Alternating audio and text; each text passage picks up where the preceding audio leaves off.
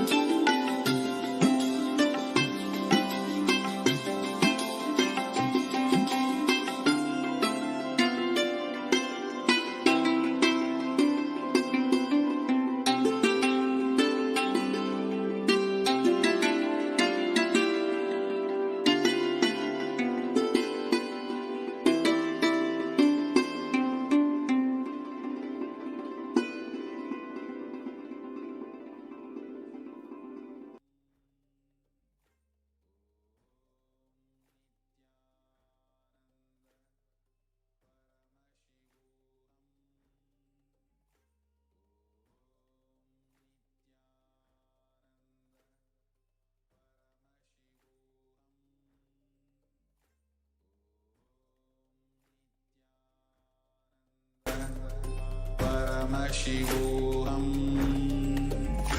Om Nithyananda Paramashivoham.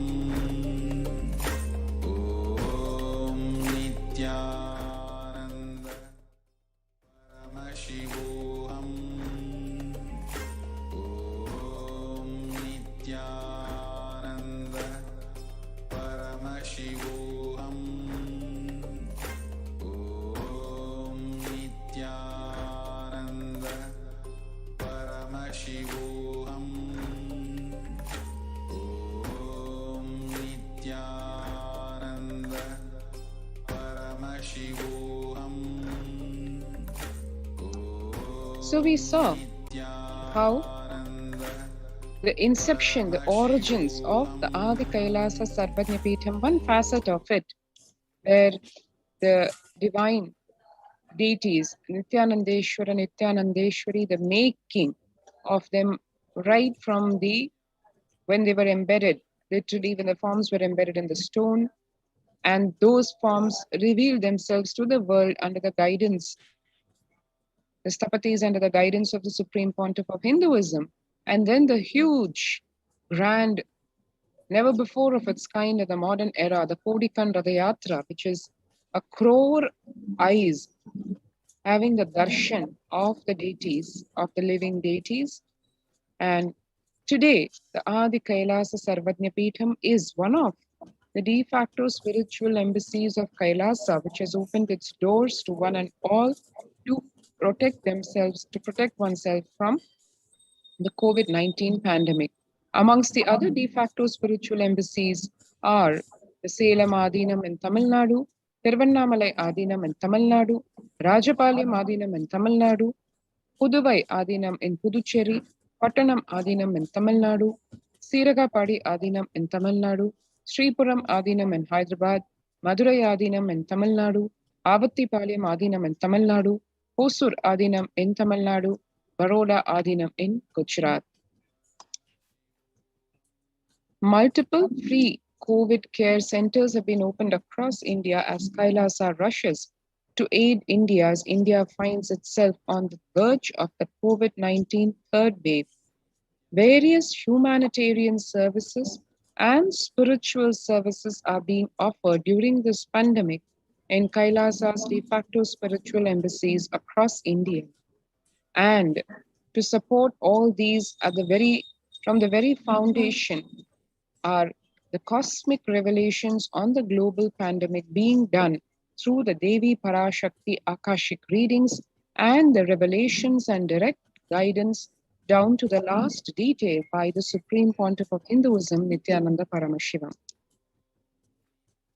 To mention a few of the free humanitarian services being offered during this pandemic in the de facto spiritual embassies across India, medical care in the form of holistic care, be it allopathy, Ayurveda, Siddha medicine, naturopathy, then the infrastructure to accommodate thousands of people in multi-layer quarantine facility, emergency services equipped in the form of ICU on wheels, oxygen concentrators, etc.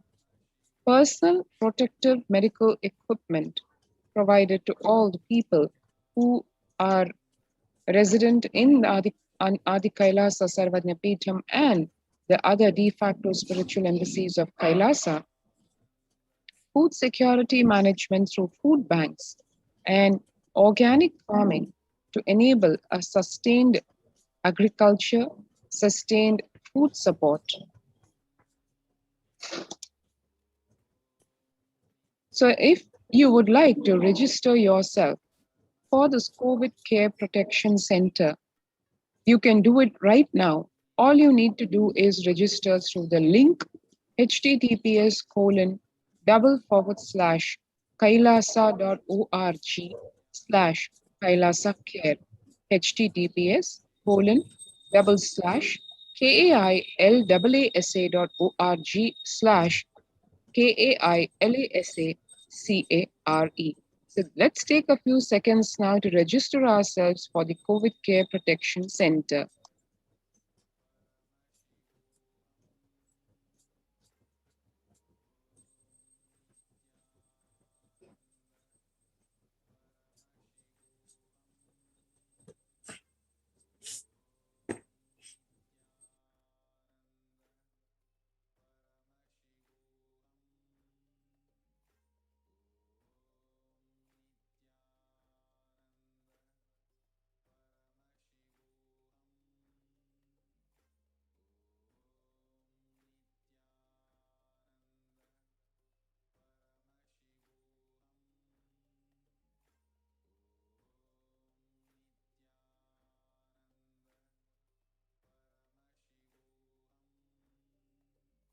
Om Nithyananda Paramashivoham. Om Nithyananda Paramashivoham. Om Nithyananda Paramashivoham. Om Nithyananda Paramashivoham. Om Nithyananda Paramashivoham. Om Nithyananda Paramashivoham. Om Nithyananda Paramashivoham. Om Nithyananda Paramashivoham. So if we have registered ourselves in the link, let us now see next how Kailasa providing education services amidst this massive global emergency. Kailasa's Department of Education is providing academic as well as spiritual education services physically for all kids residing in Adi Kailasa Sarvanya Peetham and virtually for a number of kids through e-Gurukul program. With more than 1 billion kids not having access to education in the midst of this global pandemic, Kailasa has taken both the spiritual and academic responsibility to enrich and provide these services. So you have this opportunity to join our COVID care protection centers. We have a number of kids who have joined us, just enjoying this ambience that the Adi Kailasa provides, the Supreme Pontiff of Hinduism, with his grace and blessings. How all of these young kids join us right from morning yoga to puja, and they do power manifestation. They learn the truths from Hinduism, and they also do their studying. So it's an amazing opportunity where you can explore the complete possibility of being a child into a super conscious human being. So join us at the COVID care protection centers, especially in Adi Kailasa and Sri Puramadinam. You can register yourself through the link below, kailasa.org/Kailasa Care. KAILASA.org/KAILASACARE. Let's take a few minutes to register ourselves in the link below, kailasa.org/Kailasa Care.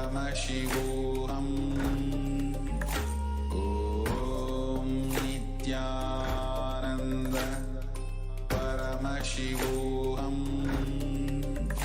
Om Nithyananda Paramashivoham. Om Nithyananda Paramashivoham. So let's take a quick look at the glimpses of Nithyananda Raj Vidya Gurukul. You can see how the kids are so beautifully living as Paramashivas, adorned with Rudrakshas, tiger skin cloth, and living as Paramashivas, performing the yoga, Shivastamba Yoga, and the Pratama Vinyasa Krama. They also perform the rituals temple rituals. Paramashivoham. Om Nithyananda How they are beautifully brought up in the temple-based ecosystem, which grounds them, which stabilizes them, and pushes them to raise themselves as superconscious beings. Yes, you can see how all of them are involved in this temple rituals. They learn how to do alankaram to deities, how to do procession for deities, how to celebrate deities and live the life of superconsciousness.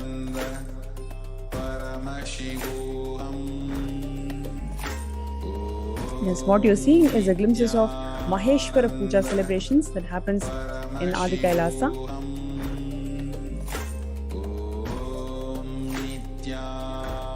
Yes.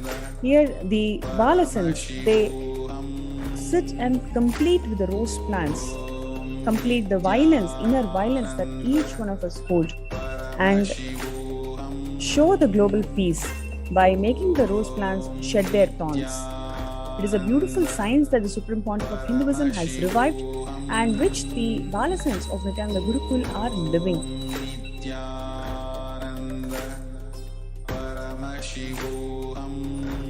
And these are the kids from the COVID care protection centers who are watching the Mahabharatam and all the other Puranic scriptures and educating themselves.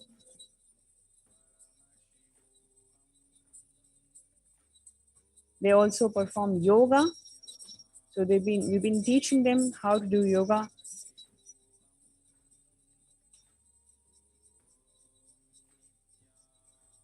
Yes, glimpses of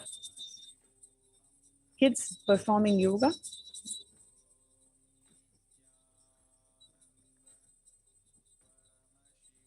So this is how the kids are really enjoying their time being part of the COVID care protection centers. They perform yoga, they do power manifestation.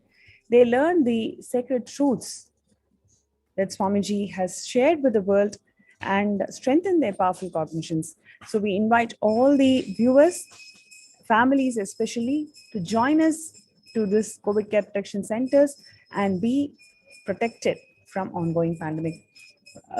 Before we go to the next segment, let's have a short promo and we'll be right back.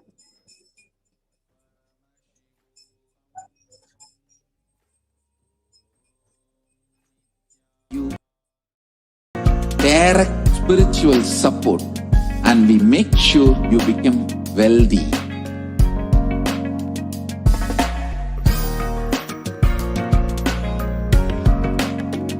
We won't stop giving you just good life. We will literally not stop till you live enlightened life. Manifesting the state of Paramashiva, space of Paramashiva, powers of Paramashiva, being of Paramashiva.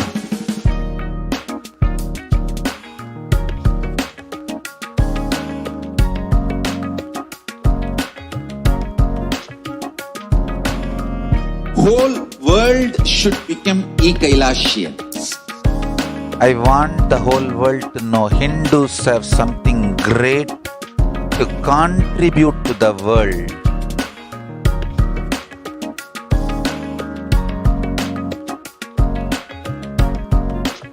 We have something great to contribute to the world. Let us do that.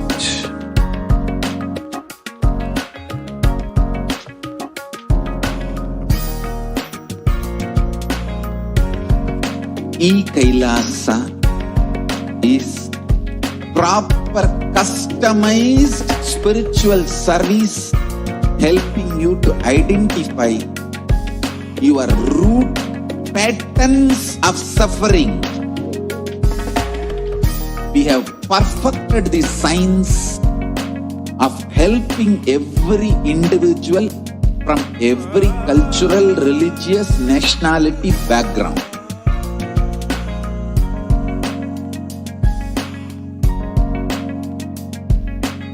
You will have lowest reactionary assumptions, highest awakened response alive response for life continuously.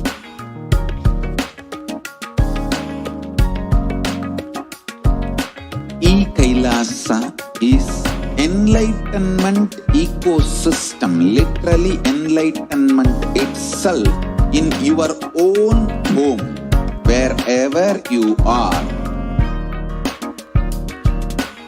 Proper customized spiritual service helping you to complete with your life negativity.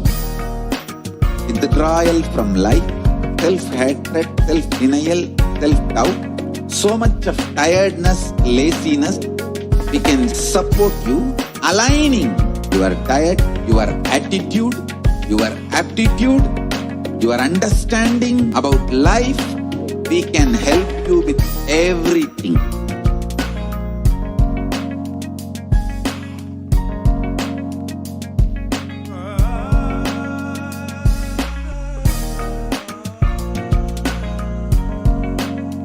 If you are interested in enlightenment, we will immediately bring this to you. If you are not interested, we will explain the whole science, inspire you and make you interested in enlightenment time. We need to cater this enlightenment science to the whole world wherever they are, because enlightenment is the birthright of all human beings. Kailasa is responsible to provide that to all human beings.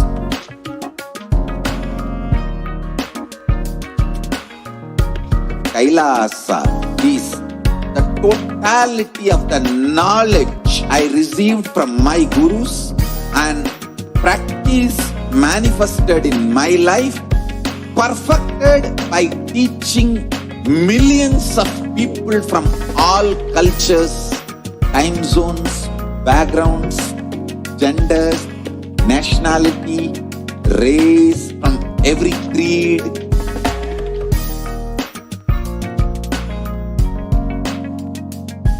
So this absolutely perfected knowledge available to you, served to you in your home, without even you moving out of your couch, free of cost.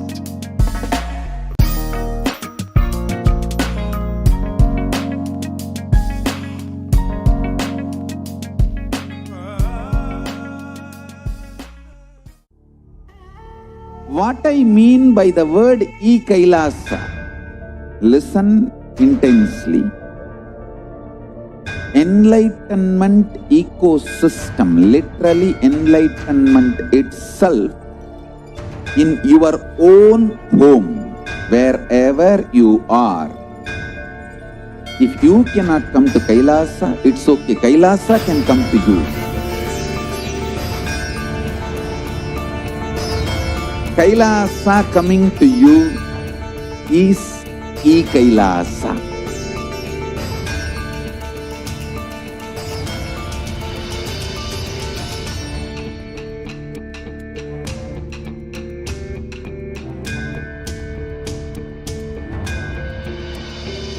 I will revive Hinduism. I am a Hindu revivalist, not by any revolution, but by evolution.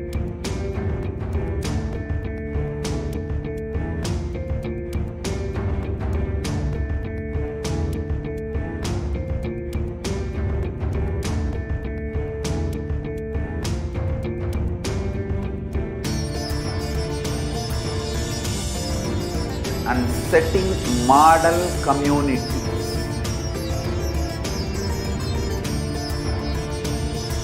Kailasas, enlightenment ecosystems, Sarvanya Pitas all over the world.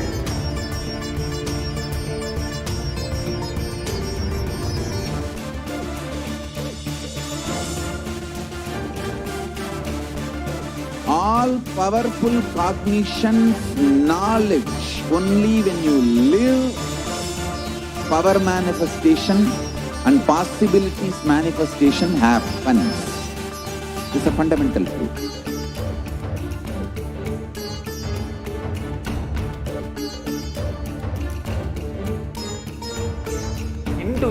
cannot live exclusively as one sampradaya. No. All sampradayas of Hinduism is an ecosystem.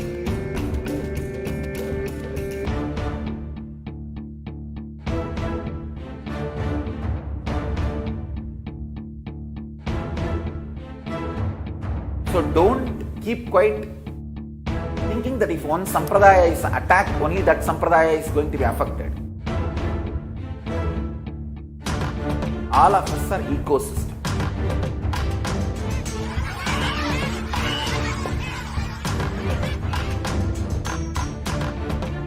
I invite all of you to get involved and enjoy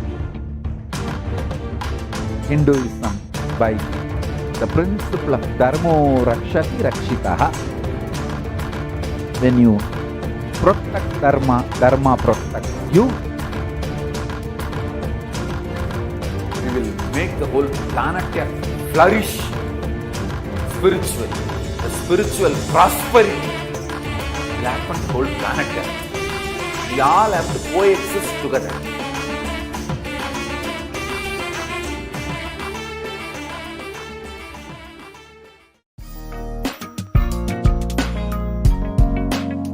We get you health. We get you ability to build beautiful relationships in your life. We get you direct spiritual support, and we make sure you become wealthy.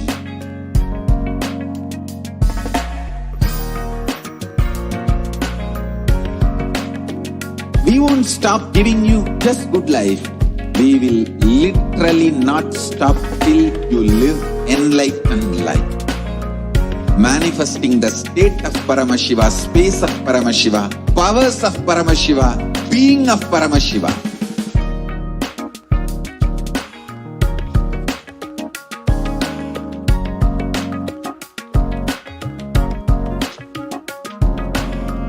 Whole world should become Kailasians. I want the whole world to know Hindus have something great to contribute to the world.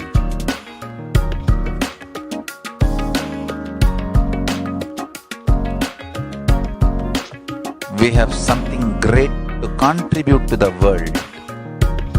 Let us do that.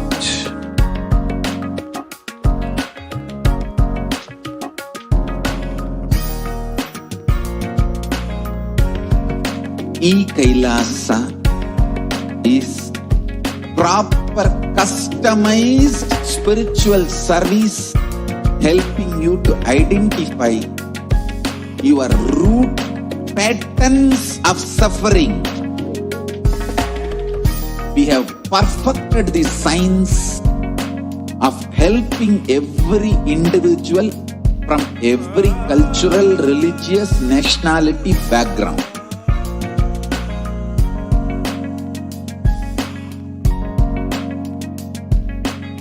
You will have lowest reactionary assumptions, highest awakened response, alive response for life continuously.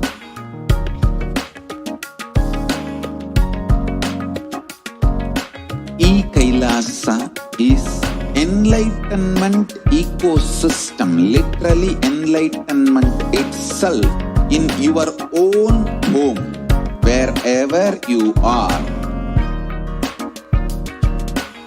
Proper customized spiritual service helping you to complete with your life negativity, withdrawal from life, self-hatred, self-denial, self-doubt, so much of tiredness, laziness. We can support you aligning your diet, your attitude, your aptitude, your understanding about life. We can help you with everything.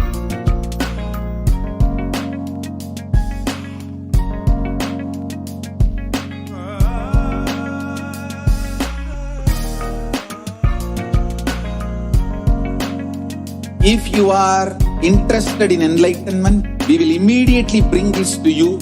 If you are not interested, We will explain the whole science, inspire you and make you interested in enlightenment science.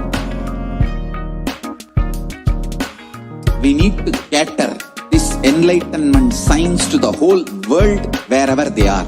Because enlightenment is the birthright of all human beings.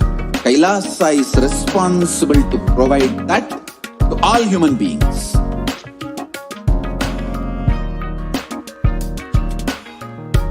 Kailasa is the totality of the knowledge I received from my gurus and practice manifested in my life, perfected by teaching millions of people from all cultures, time zones, backgrounds, genders, nationality, race, from every creed.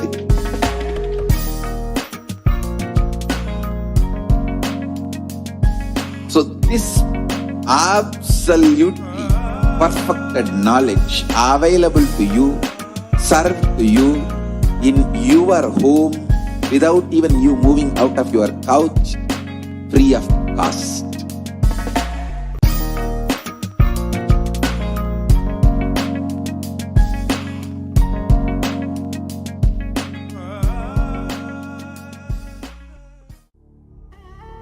What I mean by the word Kailasa, listen intensely. Enlightenment ecosystem, literally enlightenment itself, in your own home, wherever you are. If you cannot come to Kailasa, it's okay. Kailasa can come to you. Kailasa coming to you is Kailasa.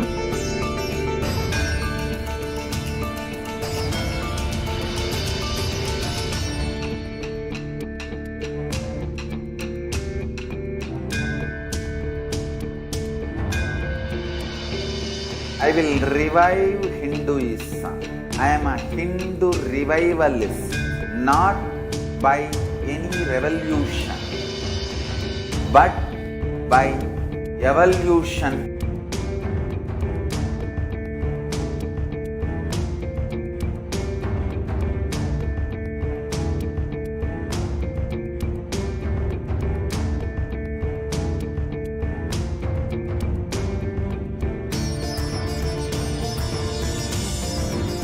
And setting model community.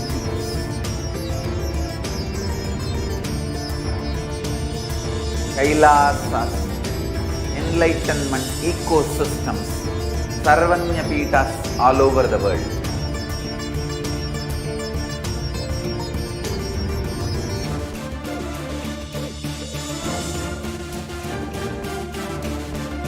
All powerful cognition, knowledge, only when you live, power manifestation and possibilities manifestation happens.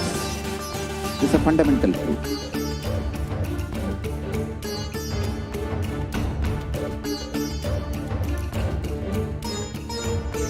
Hinduism cannot live exclusively as one sampradaya. No. All sampradayas of Hinduism is an ecosystem.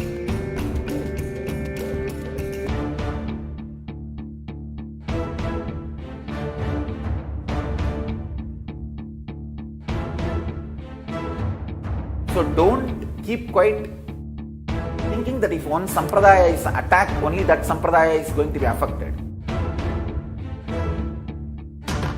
All of us are ecosystems.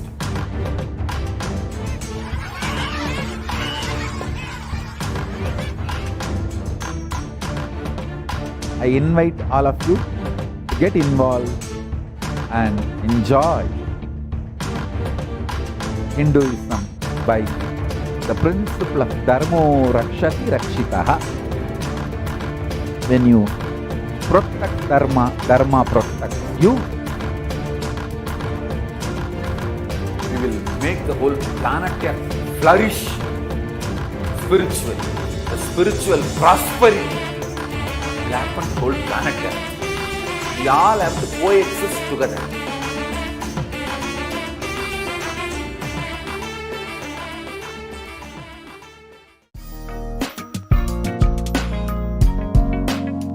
We get you health. We get you ability to build beautiful relationships in your life. We get you direct spiritual support, and we make sure you become wealthy.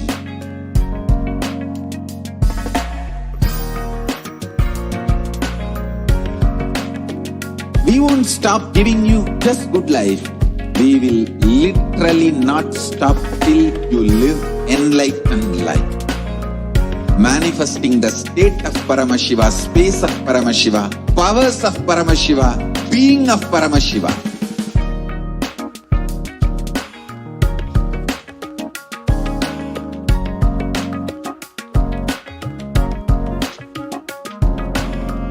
Whole world should become Kailasians.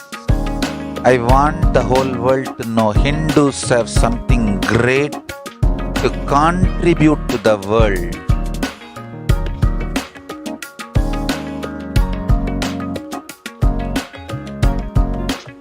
We have something great to contribute to the world. Let us do that.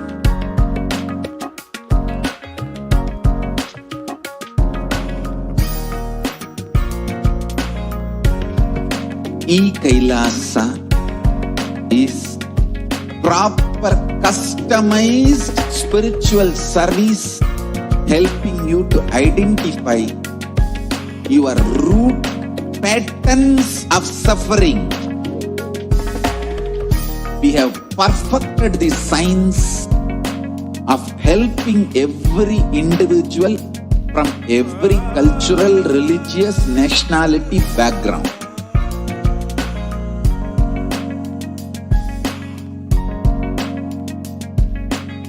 You will have lowest reactionary assumptions, highest awakened response, alive response for life continuously.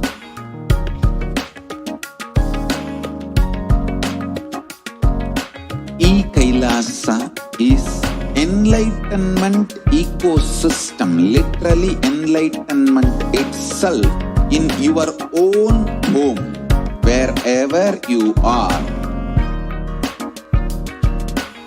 Proper customized spiritual service helping you to complete with your life negativity, withdrawal from life, self-hatred, self-denial, self-doubt, so much of tiredness, laziness. We can support you aligning your diet, your attitude, your aptitude, your understanding about life. We can help you with everything.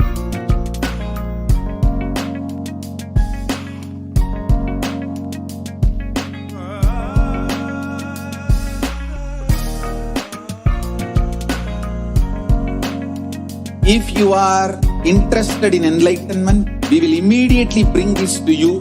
If you are not interested, we will explain the whole science, inspire you, and make you interested in enlightenment science. We need to cater this enlightenment science to the whole world wherever they are, because enlightenment is the birthright of all human beings. Kailasa is responsible to provide that to all human beings.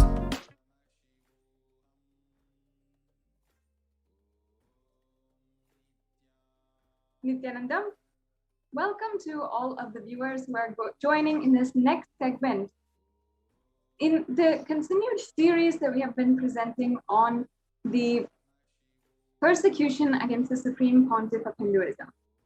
Now, for the last couple of days, for almost 1 week, we have been literally celebrating across Kailasa, Kailasians across the world, how the UN has recognized the persecution against the Supreme Pontiff of Hinduism.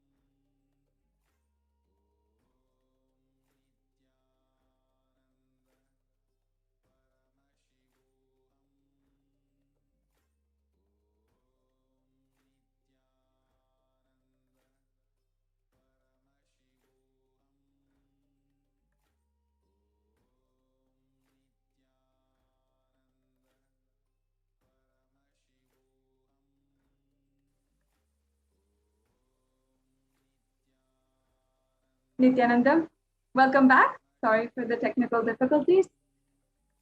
We are now going to be continuing into the next segment of today's program after the Devi Bhavasamadhi Darshan and the Devi Akashik reading program.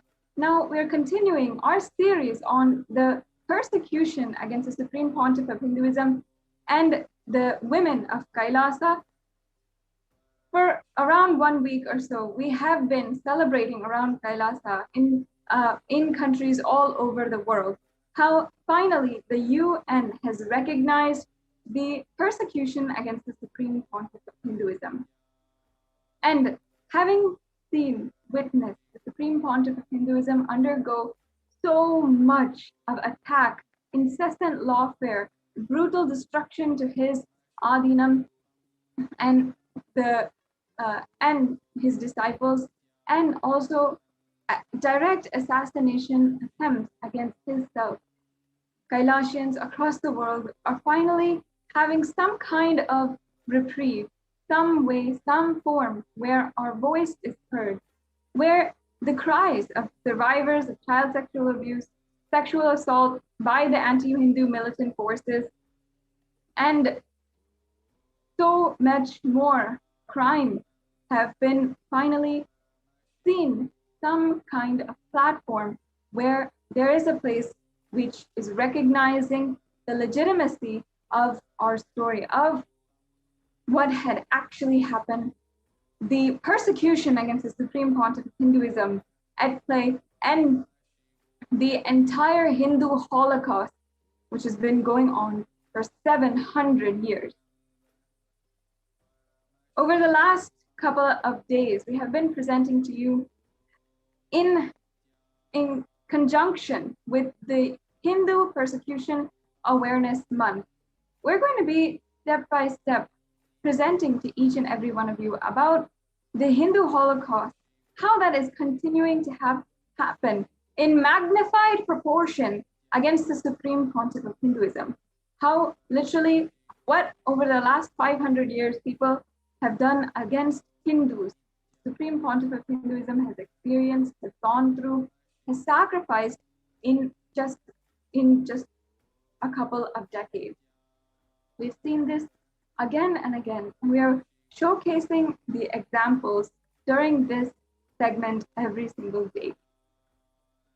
What we really request all of the viewers who are watching, please take a few minutes to ensure that you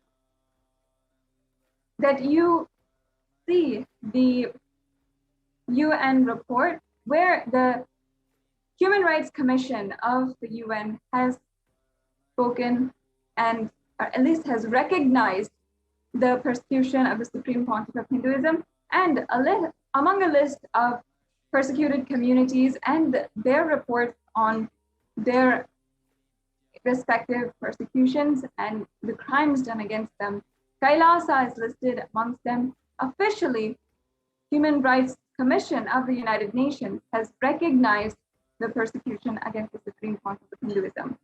And now we request all of the Hindus who are joining across the world, all of the practicing Hindus, the curious Hindus, sympathizing people who want to be Hindu, every single one of you who in some way or form associate yourself with Hinduism and start identifying yourself in some way or form to Hinduism, even if it's just a concept at this time, not just sacred sentiments or religious belief that you really appreciate.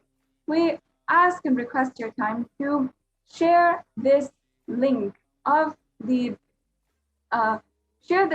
where the UN has recognized Kailasa, recognized the persecution against the Supreme Pontiff of Hinduism, and share this with as many Hindus as possible, with as many people as possible, and ensure that at least on this platform that we have received, we have gotten, let's make sure that every single person knows. Now today, in continuation with our series on the Hindu Holocaust and the persecution against the Supreme Pontiff of Hinduism and the revival of Kailasa, we are presenting one of the tactic and brutal persecution used and most well known, if you recall the Hindu Holocaust. If any Hindu recalls what has happened against Hindus, we first remember the destruction that was pursued and ensued against the temple ecosystem and the Adina. This very tactic was the first brutal attack against Hindus and the Hindu civilization by the Mughal invaders in more than 700 years ago. And since that time, more than 100 million temples across all of the nations that were at one point Hindu have been absolutely destroyed and lost. The temples that we see today, the temples that we revere, worship, and the ecosystems surrounding those temples, such as in Madurai, in Arunachala, in Kanchipuram, in so many different places across India, and in all of the Hindu nations that were at one point Hindu, in all of these nations, just what we see today, the temples that we have are not even a handful of what has been destroyed by the invaders 700 years ago. And since that time until now, continuously, the destruction of temples has continued. Even until today, Hindus do not have the sovereignty, even the right over the temple ecosystems, where the funds are coming and where the donations that are coming for the temples, how that is being used, how temple priests should be treated and paid, and how they should be housed, how the rituals should be conducted. All of this is literally destroyed by the anti-Hindu militant forces. And continuously the same tactic of grabbing the temples, hundreds of millions of dollars, billions of dollars even, has literally been looted from the temples and the temple treasuries of the Hindu civilization. And it is from the destruction of temples that literally the entire Hindu Holocaust has started. And until today, even in the persecution, the decades-long persecution against the Supreme Pontiff of Hinduism, we have seen this again and again. We have seen how in every instance, in 2010, how every single Adinam in India faced brutal attack, faced some kind of grabbing by the anti-Hindu militant forces, where literally the land itself was seized. The sovereign land was seized. In a country where the indigenous kingdoms had their own sovereignty, today we're not even able to say the least of that. Today we'd like to present to each and every one of you a brief history of the temple destruction, the destruction of Hindu temples, how that has been a tactic in the entire Hindu Holocaust, and how until today, even in the attacks against the Supreme Pontiff of Hinduism, we've been seeing it again and again. Joining with me today to present this is also Ma Nithyananda Paramashivam, and we'd like to begin the presentation for how the Hindu temples and in the persecution against the Supreme Pontiff of Hinduism, we have seen again and again how the anti-Hindu militant forces, sometimes even state-sponsored elements, have literally grabbed and forced even the women of Kailasa, the peaceful Hindu women sannyasis, to be removed from the land, kicked us out on the streets, and ensured that even we don't have a home to stay in. And of course, literally, we've seen this happen again and again, beginning from 2010, when the home of the Supreme Pontiff of Hinduism was attacked and literally set on fire in every direction. And since then, the Supreme Pontiff of Hinduism has not been safe at all in India. Now, we'd like to begin presenting to each and every one of you about how the attacks against the Supreme Pontiff of Hinduism, the attacks and this particular tactic of land grabbing and the destruction of Hindu adhinams, the ecosystem, has worked in the entire Hindu Holocaust and destroyed civilization.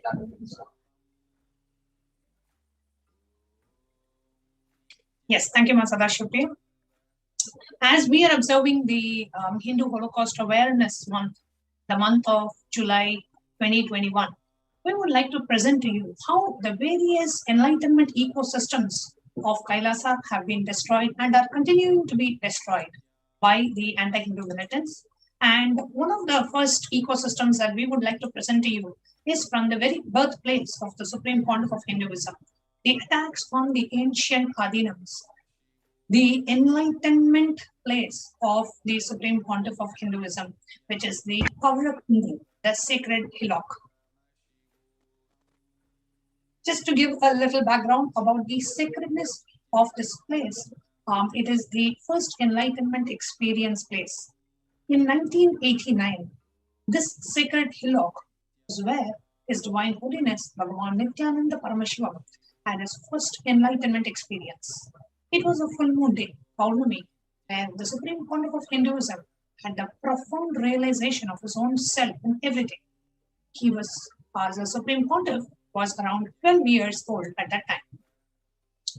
And here we are going to watch a short video where the Supreme Pontiff himself narrates the experience, the first enlightenment experience in that very same place. Let's take a look at this video.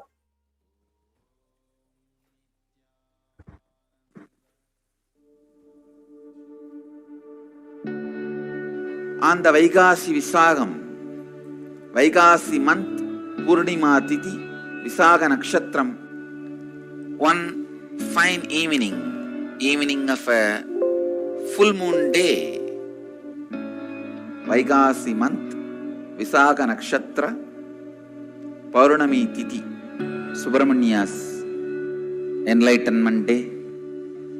As per the tradition, he appeared from the third eye of Mahadeva. When I completed 11 and aging into 12, no school at that time usually, this May, June, no school. So usually this summer time I will go and sit in the temple or the hill. Around 4:30 to 6:30, maybe you can say this is the Sandhya time. Around the time of sunset and moonrise, I went to the hill, Arunachala hill. I was sitting at the foothills of Arunachala, where I was born and brought up. Whenever I find time, I'll go and spend time in that space, in that area, because Devi became enlightened there. That place is called Coral Hill. I can say in a way the whole ambience was so calm, so beautiful. I decided to close my eyes. I was not even meditating. I was just sitting in a very relaxed way. Those days, I started practicing the self-enquiry. Who am I? Sometime I may feel from where the thoughts are raising. That is thought as taught by Annamalai Swamigal. An enlightened being, enlightened master, who is a disciple of great incarnation, Ramana Maharshi. Once I closed the eyes, the intensity of my yearning started taking over me. I just felt, what is it I am seeking? Who is that me who is seeking? Who is that me that is deeply discontented about anything I see, hear? Who is that who is deeply discontented even about my own existence? Suddenly, one moment, something happened. Like I'm being sucked inside, pulled inside. Suddenly something opened in me. Something broke inside this Anandaganda area. Literally opened. The first thing happened is that idea inside and outside broke. Means now I know who is the experiencer. Life, alive, being present in everything, experiencing. The first experience is that I was able to see everything around me, above me. I started seeing the whole 360 degree. I could see literally all the sides. 360 degree this side and 360 degree this side. 10 direction. Above and below, side, everything I could see without turning my head, without opening my eyes. My eyes was closed. I realized not only I was able to see, I was able to feel, experience how much I am alive inside my skin, the same frequency, the same depth. I was feeling I am alive outside my skin, everything, in everything. That whole 360 degree is me. The skin of the stone on rock on which I was sitting and the skin of this body both carry me equally. In both I exist equally. The trees next to me, the temple near me, the hillock around me, the sky above me, and the moon, sun which was setting, moon which was rising. I felt I am alive in everything around me. The whole Arunachala hill, all the plants, bush, shrubs, the idea something is inside and something is outside is completely lost. I just know I am that oneness is the existence. There is no inner, there is no outer, there is no moving, there is no unmoving. The smallest movements of these plants is my movement, and the highest stillness of the center of the cosmos is my stillness. It will feel like as if the whole sky is centered on my Anandaganda. It looks like a huge balloon which is tied to my Anandaganda, and that balloon is the whole cosmos. Pure, solid gold flowing through my spine, which was cool. Full 2.5 days I was able to see all 360 degree continuously. Whether I went to the home or anywhere I was walking around, I was able to see the whole thing. I went and told my godmother, Vibhudanandapuri. I asked her whether am I possessed by ghost. She checked my energy and said, no, you are possessed by God. The vision of seeing 360 degree is settled, but that experience of I am one has never left. Now, that very experience getting reproduced in so many Gurukul kids, even adults. It's only with the lamps lit, the power of the original lamp is established. I can say so many kids having their third eye awakened, even the adults having their third eye awakened, able to see everything beyond the use of senses. My message on this Nithyananda Purnima: work on your third eye, have initiation, see to it your third eye is awakened. My blessings to all of you. Let every one of you experience the highest enlightenment.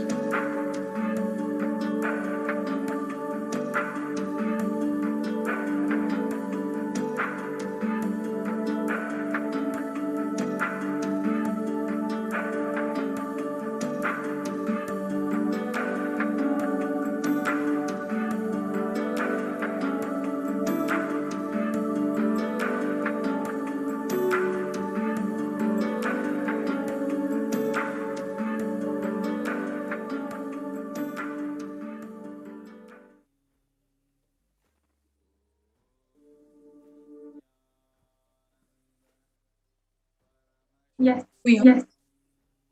heard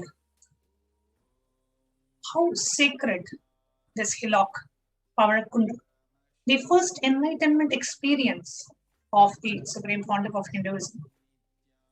Parakundu is the place where the sacred mother, Devi Parashakti herself did the penance, realized herself as a complete synthesis of the male and female energies, became revered by the ASMT community deity called Ardhanarishwara. Yes, Vasudha Prema, you wanted to share something? Yes. Yes. So, Parakundu is a place where the cosmic mother did penance, realized herself as a complete synthesis of male and female energy, and became revered by the ASMT community as the deity led by Ardhanarishwara. Sorry, continuing on.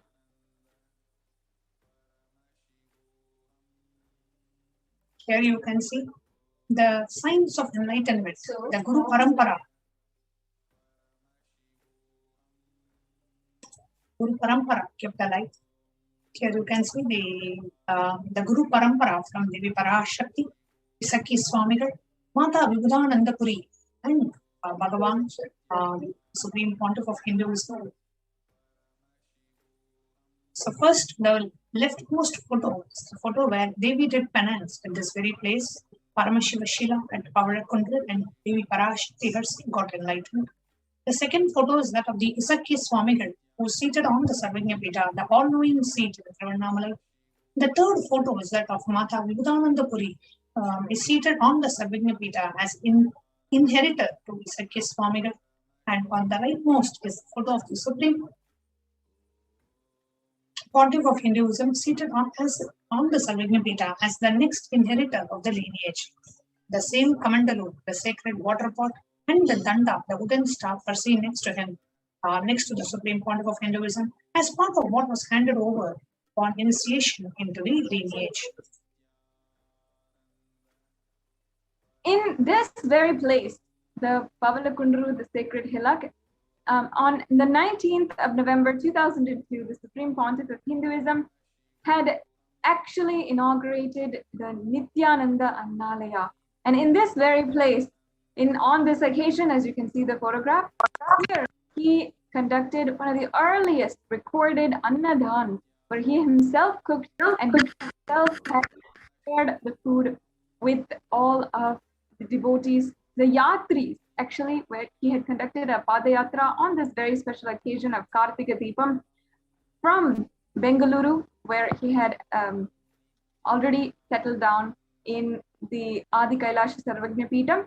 And from there, he conducted a yatra to Tiruvannamalai.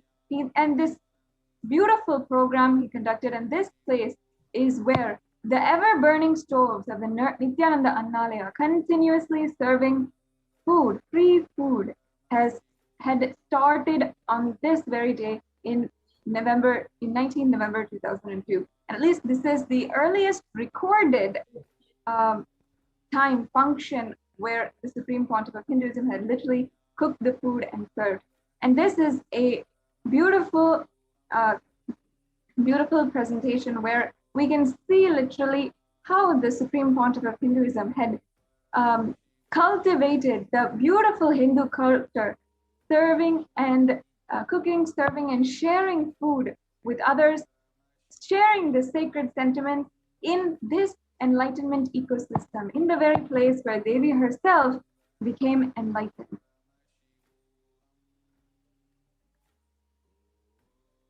Yes, so in this very place as well, as we had known before, Kuppamal, Mataji Vibhudananda Puri had built a construction, a sabha, where the Supreme Pontiff of Hinduism would establish the first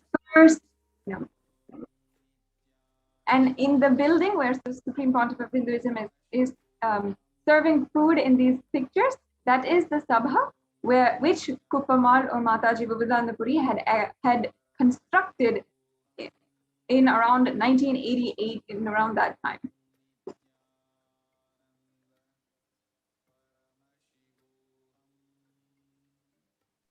In the year 2003, His Divine Holiness Bhagavan Nithyananda Paramashivam is seen giving a short discourse at Paramakundra on the occasion of the birth start celebrations of the Supreme Pontiff of Hinduism.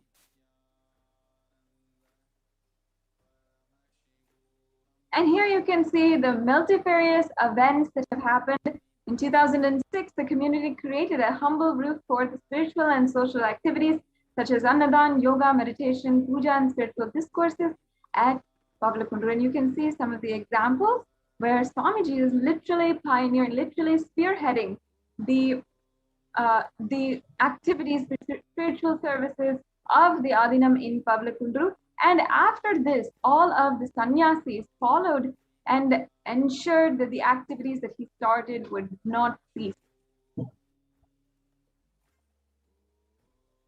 In 2007, the ASMT monks and devotees offered the puja to the Sadashiva Shila, the Enlightenment Experience rock, worshipping it as a living deity. On the Enlightenment Experience Anniversary Day, please understand, what is a deity? A deity is an energy which transmits that experience of the divine into us. The Paramakundra is the rock where the Supreme Pontiff of Hinduism himself sat and experienced and had that first enlightenment experience and that first Advaitic experience. So this rock, anybody who just is in the breathing space of that rock and just sits near that rock, the mirroring effect of the neurons of the Supreme Pontiff's brain gets mirrored. That same experience gets transmitted into us just because of the value and the sacredness of the kshetra, of this space, just because the Supreme Pontiff himself had experienced that first enlightenment experience, just going and just touching that rock and just sitting around that rock can transmit that same experience to all of us. That is why this rock is worshipped as a living deity. And here we can see up until 2017, the worship which continues by the monks, the Hindu pujacharyas of Kailasa at Pavlakundur, literally worshipping the very rock where the Supreme Pontiff of Hinduism had the first enlightenment experience. So you can see that everyday worship continues at Pavlakundur by the ASMT monastic members. In the Guru Gita, there is a beautiful verse. Gurareva jagat sarvam brahma vishnu shivatmakam gurof parataram nasti tasmat sampujayet gurum. Indeed, the Guru is the whole universe consisting of Brahma, Vishnu and Shiva. There is nothing higher than the Guru. Therefore, worship the Guru. The 80th verse of Guru Gita, where it says, the Guru himself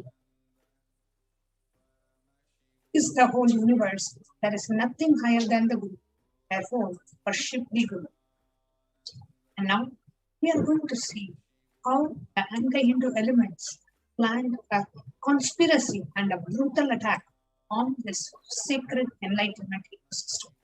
Let's take a look. This short clip.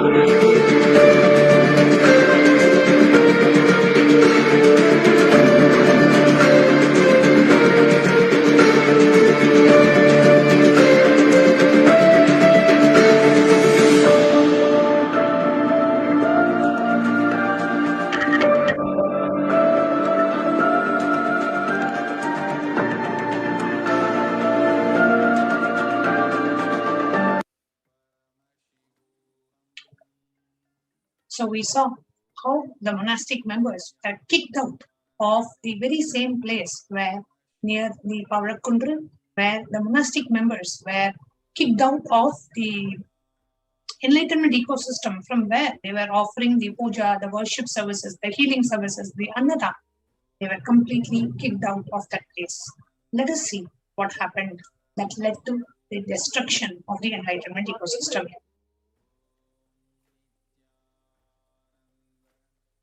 The first attack in 2017, which was an intimidation.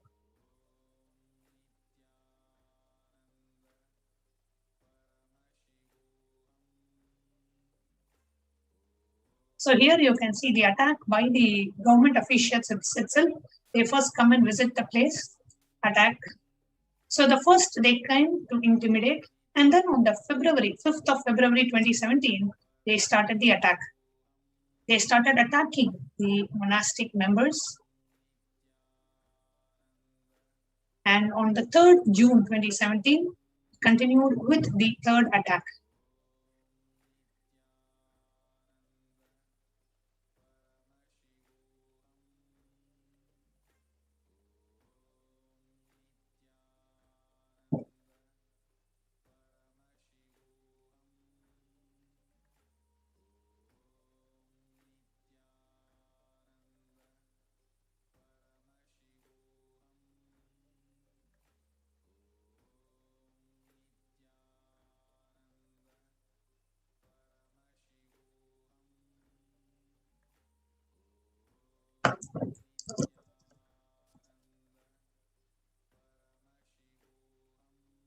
We are now going to show you the videos of the actual attack at Paramakundru.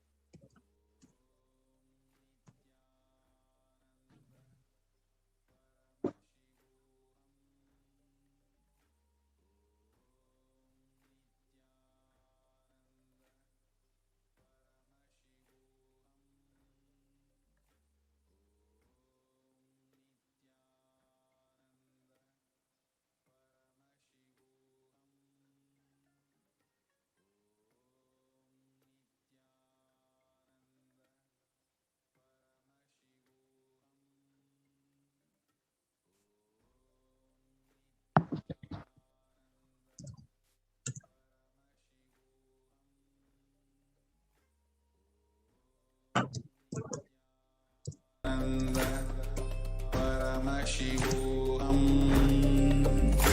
Om Nithyananda Paramashivoham. Om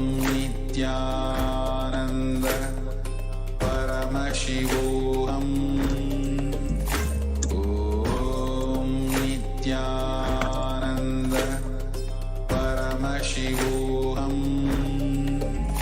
Om Nithyananda Paramashivoham.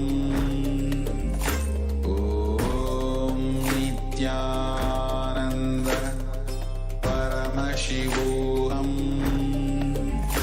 Om Nithyananda. Kailasa is the totality of the knowledge I received from my gurus and practice manifested in my life, perfected by teaching millions of people from all cultures, time zones, backgrounds, genders, nationality, race, from every creed.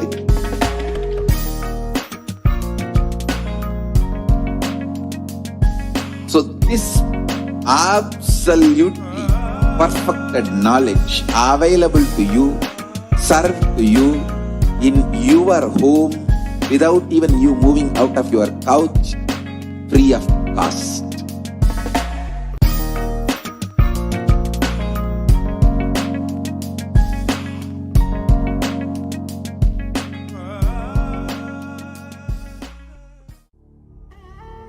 What I mean by the word Kailasa, listen intensely. Enlightenment ecosystem, literally enlightenment itself, in your own home, wherever you are. If you cannot come to Kailasa, it's okay. Kailasa can come to you. Kailasa coming to you is Kailasa.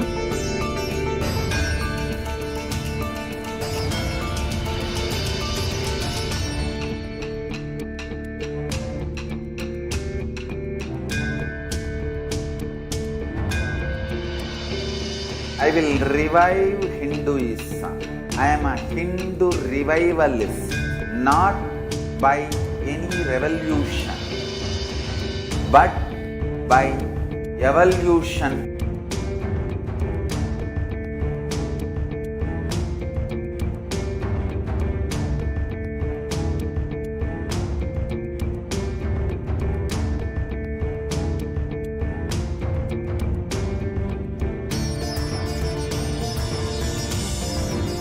And setting model communities.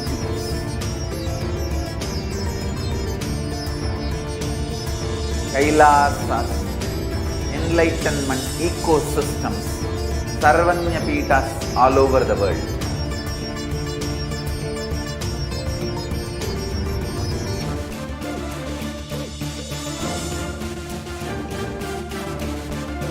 All powerful cognition, knowledge, only when you live, power manifestation and possibilities manifestation happens.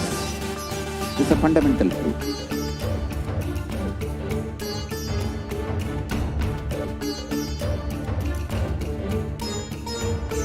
Hinduism cannot live exclusively as one sampradaya. No. All sampradayas of Hinduism is an ecosystem.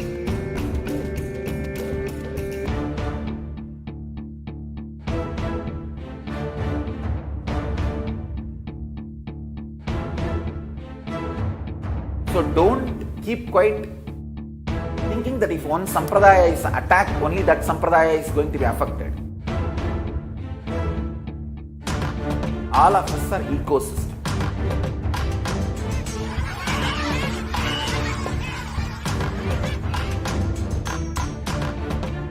I invite all of you to get involved and enjoy Hinduism by the principle of Dharmo Rakshati Rakshitaha. When you protect Dharma, Dharma protects you.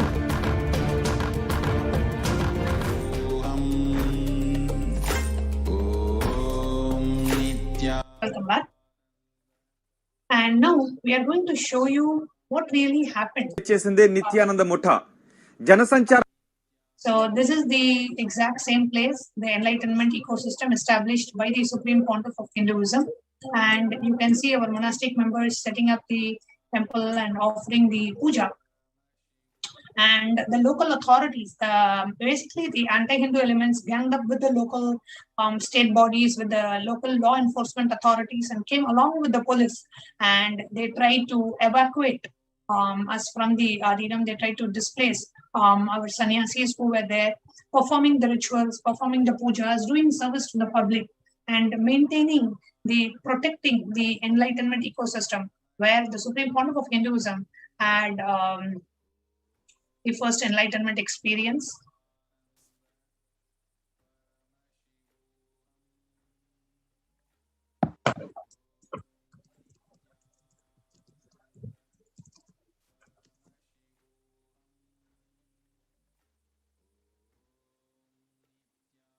And this is where the law enforcement authorities came, and they completely demolished the Adinam that we had set up there, the Enlightenment ecosystem, threw the deities out on the road, completely demolished the Adinam.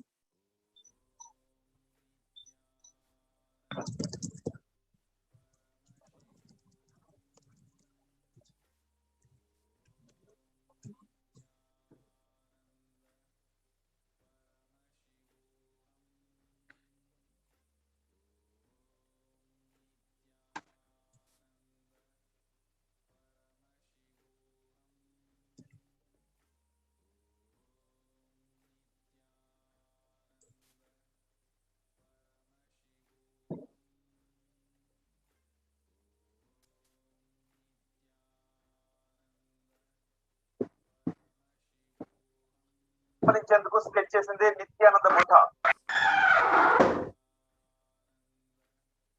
Paramashivoham. Om Nithyananda Paramashivoham. Yes.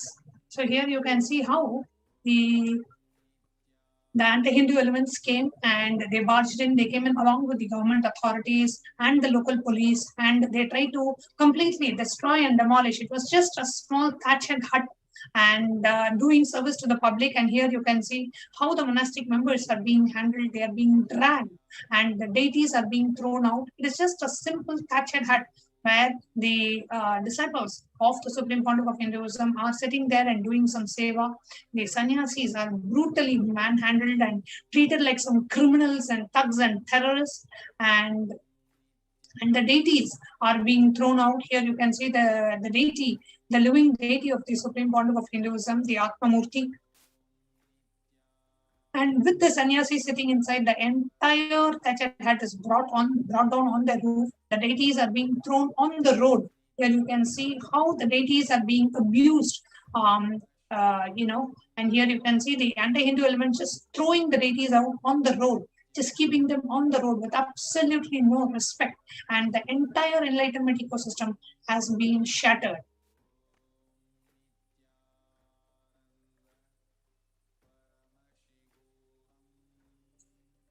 You can see. Not only that, but we can see also the blatant broadcasted and violence against women in the footage that we are seeing here. How the anti-Hindu militant forces have no problem at all in brutally assaulting, harassing, and sexually abusing the women sannyasis who are sitting here. And even though they're literally blocking the deities, the sacred deities which they are protecting with their life, and as the entire Adinam is being destroyed, they are literally harassed, pulled, and everything. Absolutely. So the attack by the authorities continued. There was an attempt to murder the ASMT monks and assault the female monks of His Divine Holiness. On the 16th of June 2017, all the sannyasis staying in Tiruvannamalai climbed up to Pavarakundal and began preparing for the evening rituals, which is when the attack happened. You can see how the male and female sannyasis are being manhandled as if they are some criminals and terrorists. And this whole thing gets telecasted on multiple national media channels.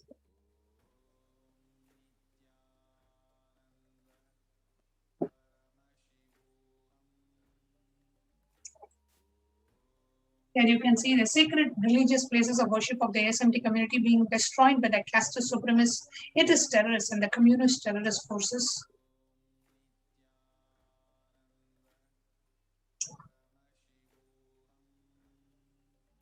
Here you can see the female ASMT monks being threatened by the government officials and the ASMT member being brutally attacked by the police.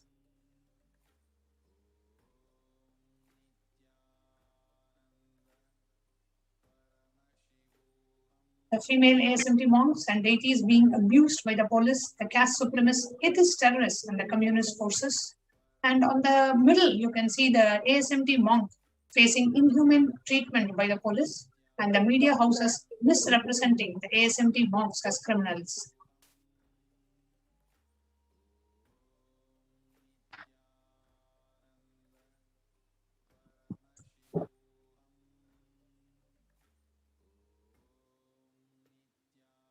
Here is a photo of Sri Nithya Parabrahmananda Maharaj after the assault.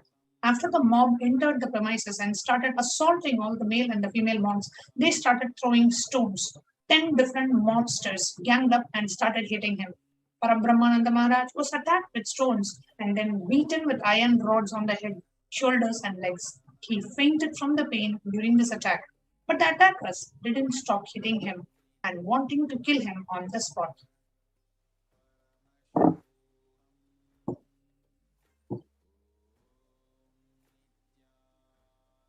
The attack continued, with the fourth attack happening on the 16th of June 2017. A group of sannyasis were at the Pavadakundra in Tiruvannamalai offering the puja, the ritualistic worship to the Sadashiva Shila. The district collector, without any prior notice, executed a planned attack with a clear intention to vacate us. He came with the police, the caste supremacists, atheist terrorists, and the communist terrorist forces and destroyed and pulled down the huts of the monks, manhandled them, physically injured them like beasts, and finally illegally arrested them for no reason.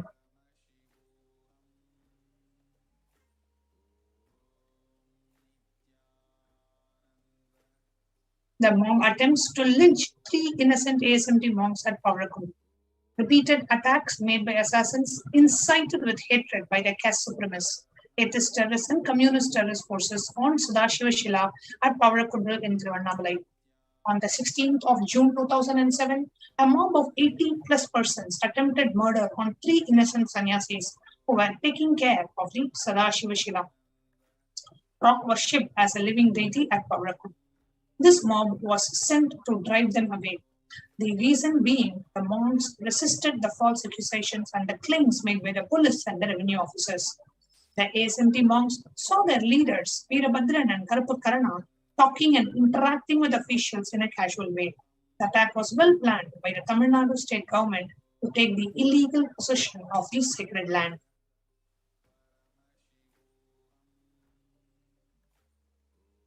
The anti-Hindu media misrepresenting the attack and showing the sannyasis as thieves. Here you can see the photos of Parabrahmananda Maharaj after the attack. The monk went into coma and his head and eyes were severely injured. But the attack did not stop.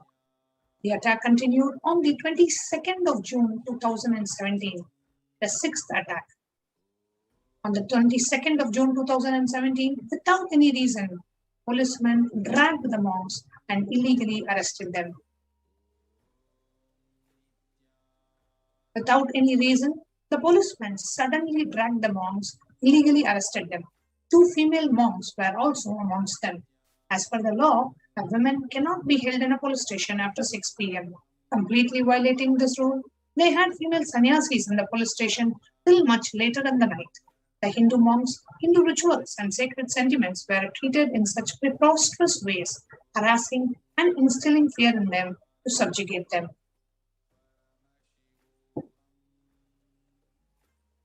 And not only this, on the 22nd of June 2017, without any reason, the policemen suddenly dragged the monks and illegally arrested them.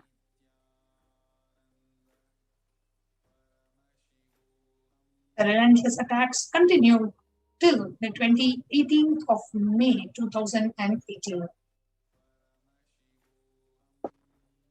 On 18th of May 2018, anti-Guru terrorists had literally abused the sacred Paramashivoham in Pavlakundu, Tiruvannamalai, and they attempted to lynch the Kailasa members when they could not reach the Supreme Pontiff of Hinduism. They abused by throwing the footwear at the sacred Paramashivoham, and they even defiled Paramashivoham by urinating on it to mock, hurt, and literally defile, dehumanize every single Hindu, every single member of Kailasa, and destroy, stamp on the religious sentiments of all of us Kailasians. The attackers assaulted one ASMT community member who came to offer his puja during this time with stones and sharp weapons and criminally intimidated him, hurling life threats, deterring him from continuing worship. The aged caretaker lady who lives there was also attacked, suffering head injury inflicted by the assassins.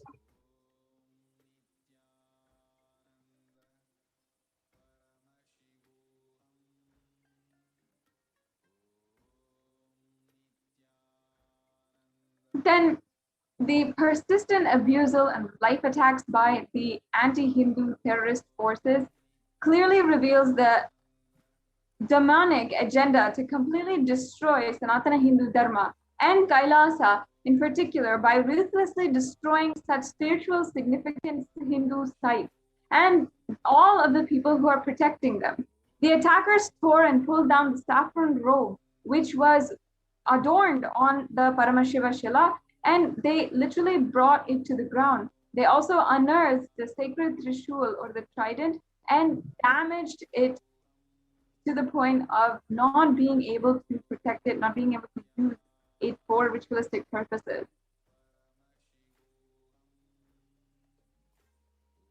To really stop this attack, and what is the solution? How can we protect these enlightenment systems? As the Supreme Pontiff says, not by revolution, but by evolution is the solution.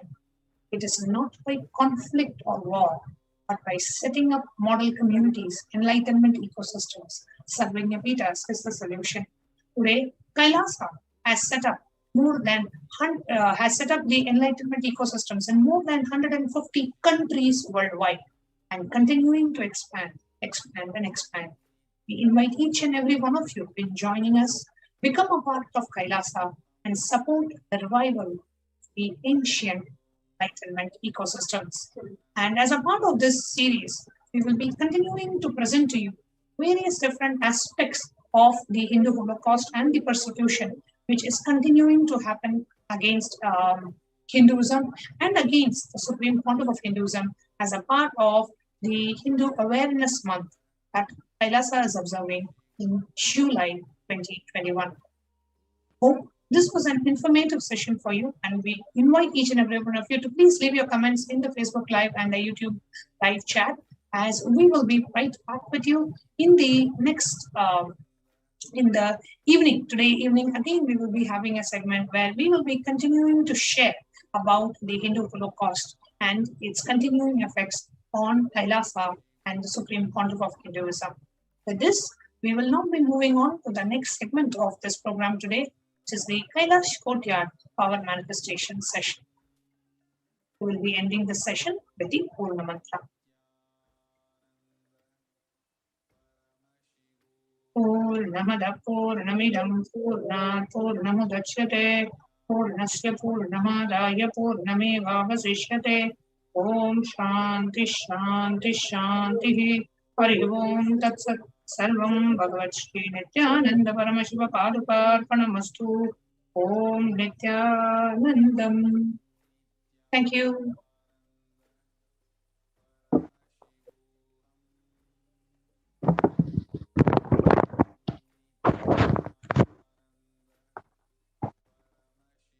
Om Nithyananda Paramashivoham. Om Nithyananda Paramashivoham. Om Nithyananda Paramashivoham. Om Nithyananda Paramashivoham. Om Nithyananda Paramashivoham. Om Nithyananda Paramashivoham. Om Nithyananda Paramashivoham. Om Nithyananda Paramashivoham. Om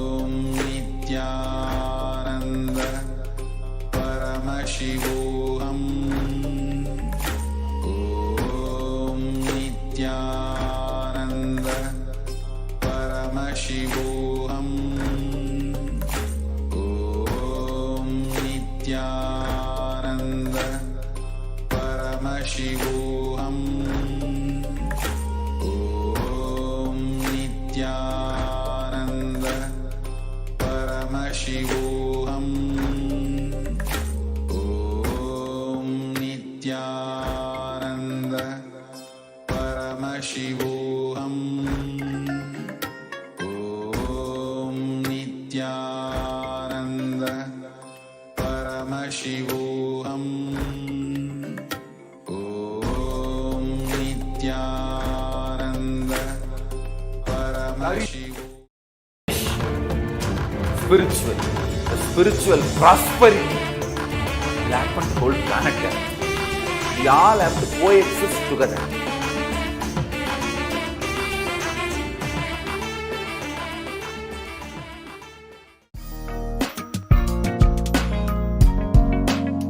We get you health.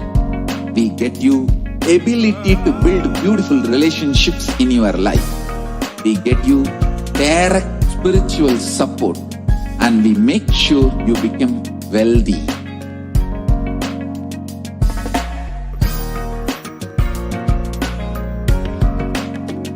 We won't stop giving you just good life. We will literally not stop till you live enlightened life. Manifesting the state of Paramashiva, space of Paramashiva, powers of Paramashiva, being of Paramashiva.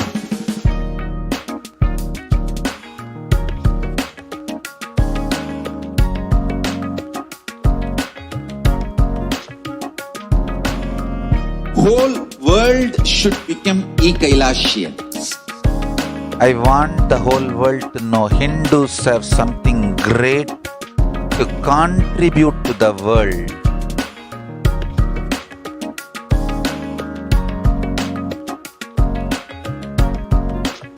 We have something great to contribute to the world. Let us do that.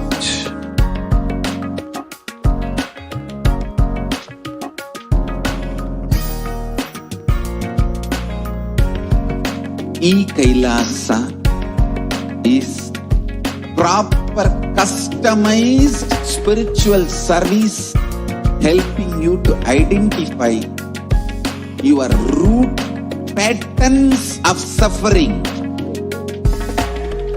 We have perfected the science of helping every individual from every cultural, religious, nationality background.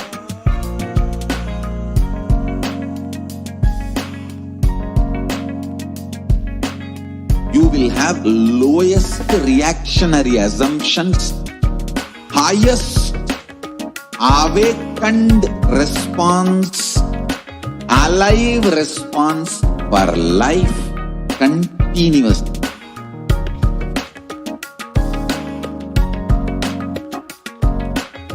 Kailasa is enlightenment ecosystem, literally enlightenment itself in your own home, wherever you are.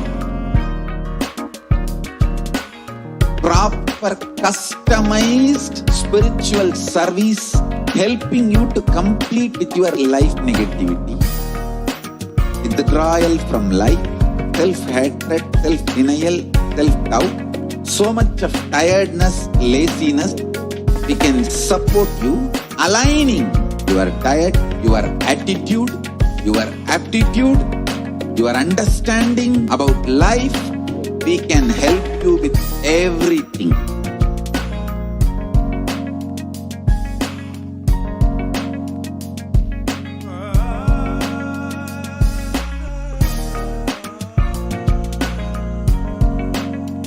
If you are interested in enlightenment, we will immediately bring this to you. If you are not interested, we will explain the whole science, inspire you and make you interested in enlightenment science. We need to cater this enlightenment science to the whole world wherever they are, because enlightenment is the birthright of all human beings. Kailasa is responsible to provide that to all human beings.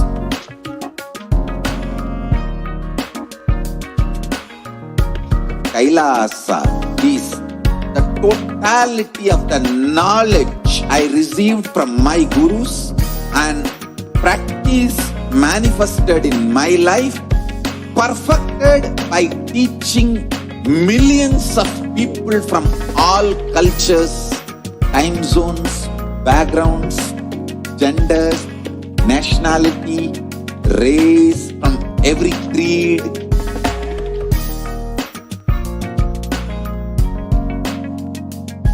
So this absolutely perfected knowledge available to you, served to you in your home, without even you moving out of your couch, free of cost.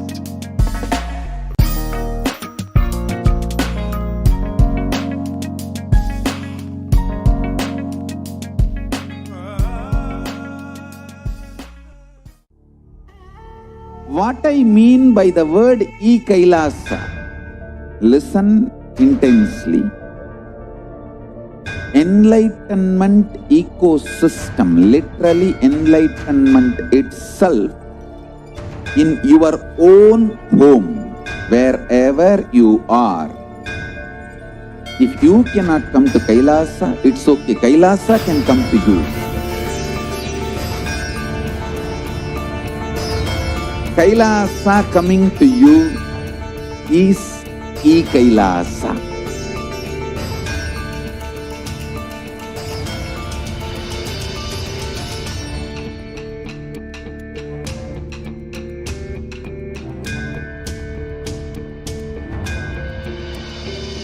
I will revive Hinduism. I am a Hindu revivalist, not by any revolution, but by evolution.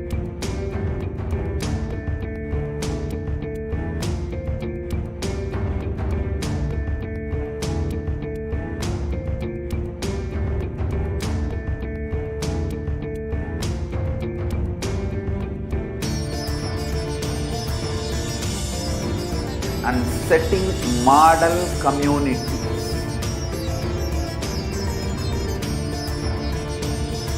Kailasa.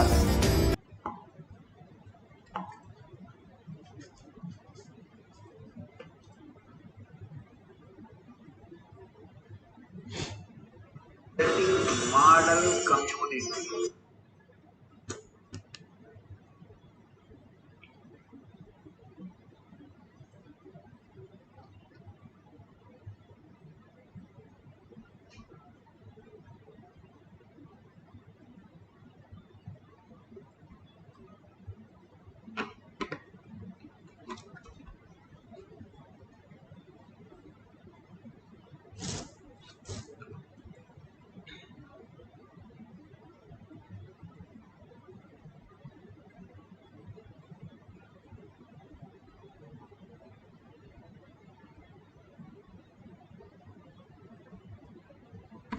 Sadguru Mahasanidhanam, His Divine Holiness, Bhagavan Nithyananda Paramashivam. Let's start with the Sadguru Vandanam. Nithyanandam Paramasukhanam Kevalam Jnanamurtim Dvandvatitam Gaganasadushnam Jattamasyadi Lakshyam Ekam Nityam Vimalamachalam Sarvadi Sakshi Bhutam Bhavatitam Trigunarahitam Sadgurum Tam Namami. Let's go through the disclaimers. Security measures. No photography, video, audio recording. Important cautions.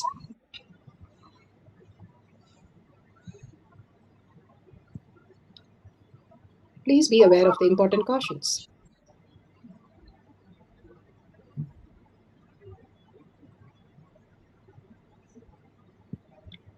What is power manifestation? Let's hear from Bhagavan himself explaining what is power manifestation.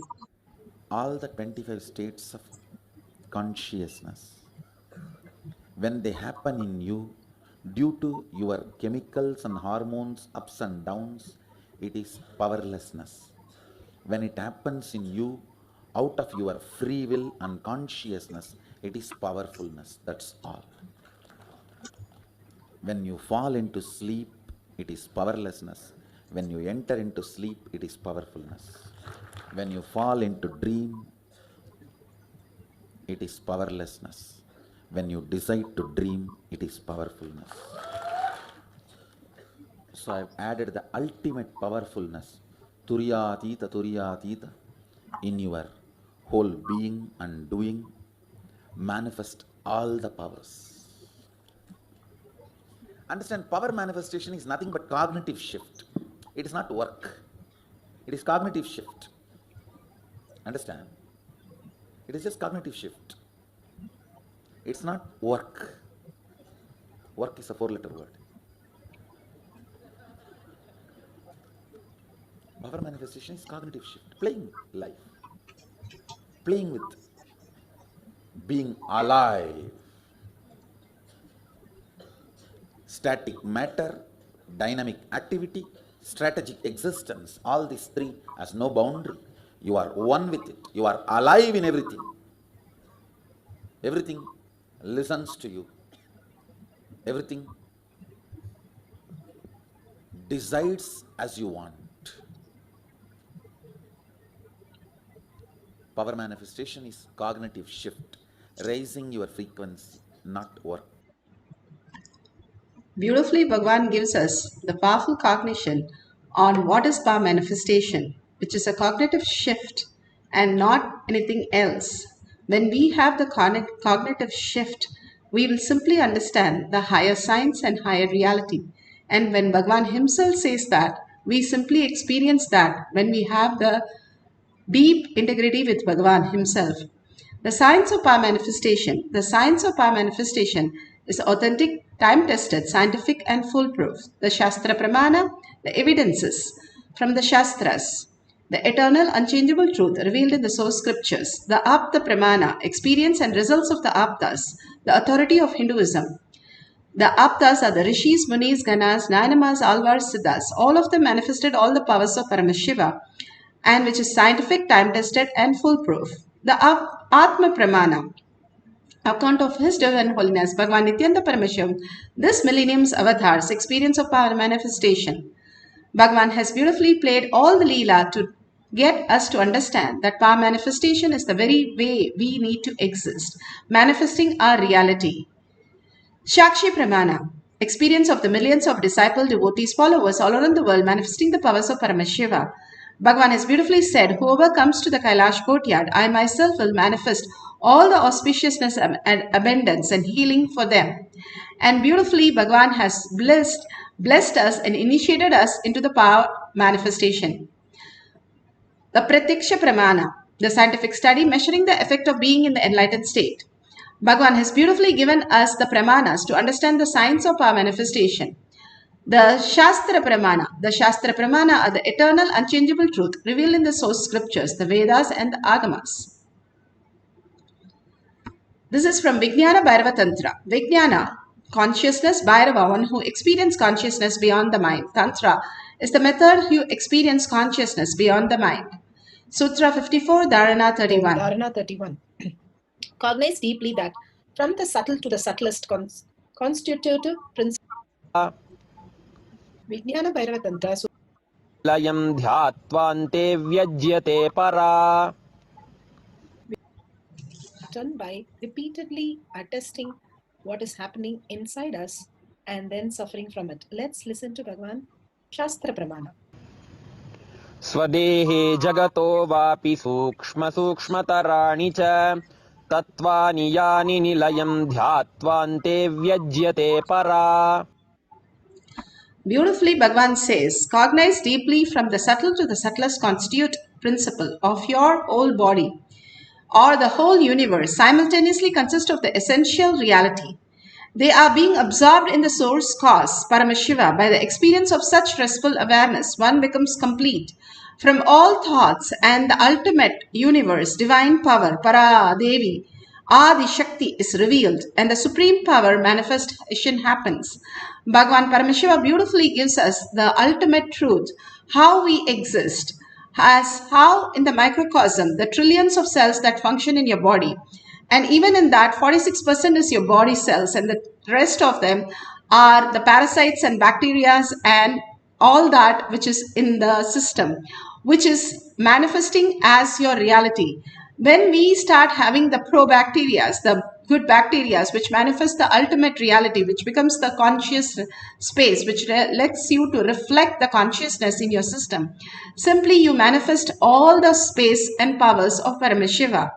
When you're caught up with all the incompletion, the detox that we need to do to take the toxin out of the body, we understand the reality only then. Otherwise, we are in compulsive, obsessive, compulsive, reactionary space, which the bacteria and all the parasites which are sitting in their system, it is only an obsessive, compulsive pattern. Bhagavan says, it is nothing to do with you. The parasites are not you. Even as science, the parasites are sitting inside you, but they are not you. You are much beyond that. And you are consciousness. When detox happens, when Bhagavan says you eat, your body eats your own cells, simply all these gets redundant and irrelevant. They become powerless. And the lower three chakras will not affect your decisions. And that will happen only when you're ferocious. The lower three chakras, Muladhara, Swadhisthana and Manipuraha. All the parasites which are sitting there, which runs your system and creates the chaos, will not be in effect when you detox the body, when you align to the yoga and all the detox that Bhagavan has beautifully given, the Haritaki, neem juice, Panchakriya and Trineta Kumbhaka. All these detoxing that Bhagavan has given, if we follow meticulously, that is Vairagya, following Guru's words in action. In every action that we are, we hold the space Paramashiva and hold that space. Paramashiva will manifest the correct reality, exactly what I want. And holding that as our ultimate consciousness, we will understand the higher science, how we exist. And more knowing how we exist, we can manifest more powers of Paramashiva. All the auspiciousness and abundance will start manifesting through us. If we know how our body functions, we will be able to take care of the body. If we know how we function, then we will be able to take care of our universe. Atma Pramana. This is from Srimad Bhagavatam, Canto 8, Chapter 19. Atma Pramana are the experience of the great Rishis, Munis, Ganas, Nayanamas, Alvar, Siddhas. All of them have manifested all the powers. This is for the scanning, general scan of others. In Srimad Bhagavatam, Vishnu comes as a Lord Vamadeva and asks for 3 spaces of land, pieces of land in charity. From Bali, Maharaja Mahabali agrees to his proposal, and Sukacharya scans and tells, hey, do not agree to this proposal, because he is going to cheat you, because he is not going to measure with his small feet, but he is going to grow into huge steps and he is going to really take off all the spaces. So, but Mahabali, as he promised, he kept his promise and said, go ahead. And Vamadeva, Vishnu, measured the earth, measured the universe and said, 3rd step, where would I keep? And beautifully, Mahabali says, on my head itself. And he puts this on his head and he goes back to Batala, where he belongs to. Prahlada's descends. And simply the whole reality happens for him as manifestation into the ultimate reality. Now let's go to the Atma Pramana. Bhagavan beautifully explains how the collective consciousness that we are, collective integrity, is manifesting as individual integrity. Beautifully Bhagavan explains and brings completion. To stand by you, the whole society to live by you. Not just human society, I tell you, all the extraordinary powers of the cosmos supports you. People ask, how to see if we are authentically feeling responsibility? How do we differentiate that with inauthenticity and laziness of just feeling and not doing? Listen. Don't carry so much of self-doubt. Even if you start with inauthentic, lazy, only feeling responsible but not doing anything, that feeling cannot go as a dead idea in your brain. Any feeling, any thought will not be dead.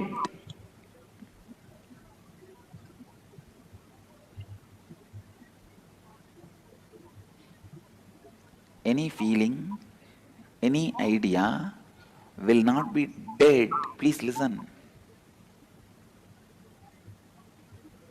Even for the sake of faking, if you just every day tell, I'll be integrated, I'll be integrated, I'll be integrated, I declare from this moment completion, I declare I'll be in integrity from today. Even if you do it for faking, you do not know the power of these words. You will see in a month or two,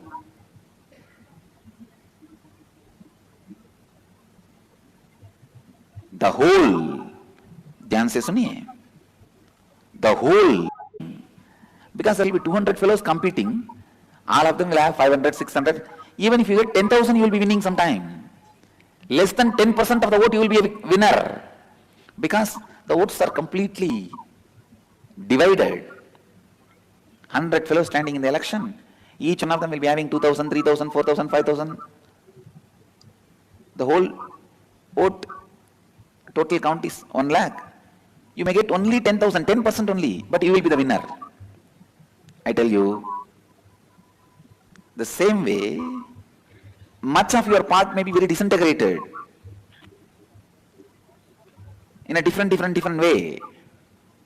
But even that integrated part, when that cognizes responsibility, you will see that part will start taking over your whole being.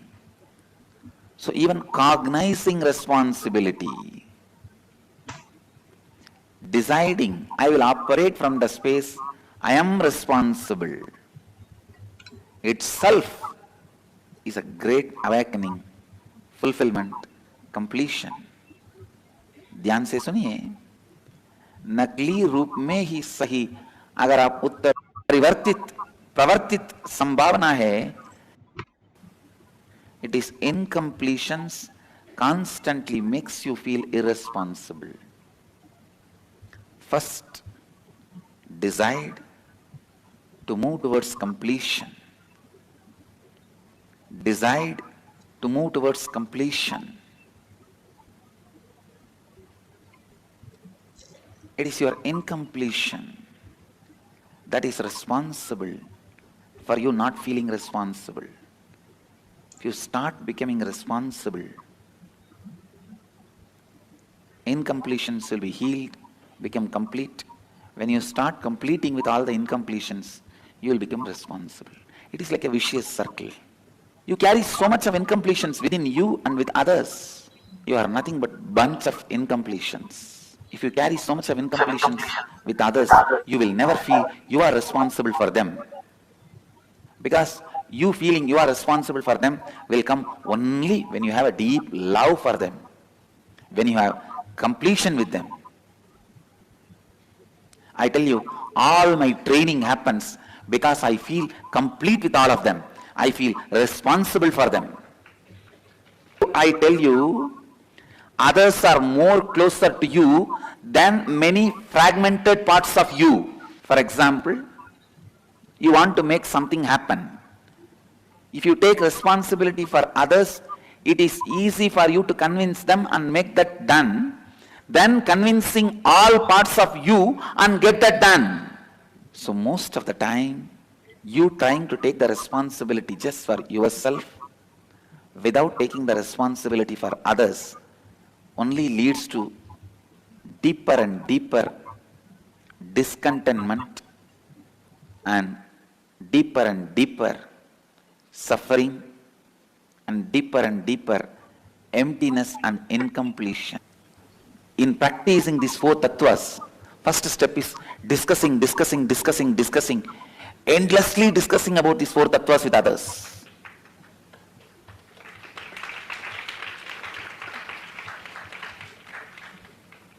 Yes, reduction in the speech will come when the reduction in the thought happens. But the reduction in the thought will come only after the integrity is practiced. Integrity will be practiced only after you start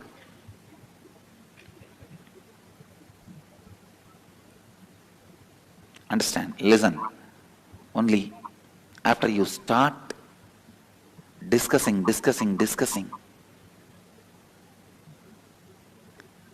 Continuously discuss with others about these four tattvas, it will become reality in you. Your controlling mother is nothing but the controlling addictions you carry inside. So everyone outside is nothing but the parts of you inside. When you can take responsibility for them, only then you can take responsibility for you completely. When you can't take responsibility for them, I tell you, you can't convince that part of you in you. Every conflict you face outside is a reflection of a conflict which is inside. Every powerlessness you face outside is nothing but a contradiction, conflict which is residing inside. Shakshi Pramanas. So beautifully. Shakshi Pramanas are the disciple devotees all over. Shakshi Pramanas, Bhagavan has beautifully described how the power manifestation can be experienced when we have completion with others. Now you can see how these couples experience the body scanning. Our demonstrations, and we have a lovely couple who just had an amazing demo and they wanted to share their experience. So check this out, guys. How was your experience? Very accurate. I feel like he knew exactly what issues I had. For this, let's go to the instruction and verification process. How? Beautifully, you can see how Bhagavan is healing, and simply the whole space shifts and the healing happens in the other person.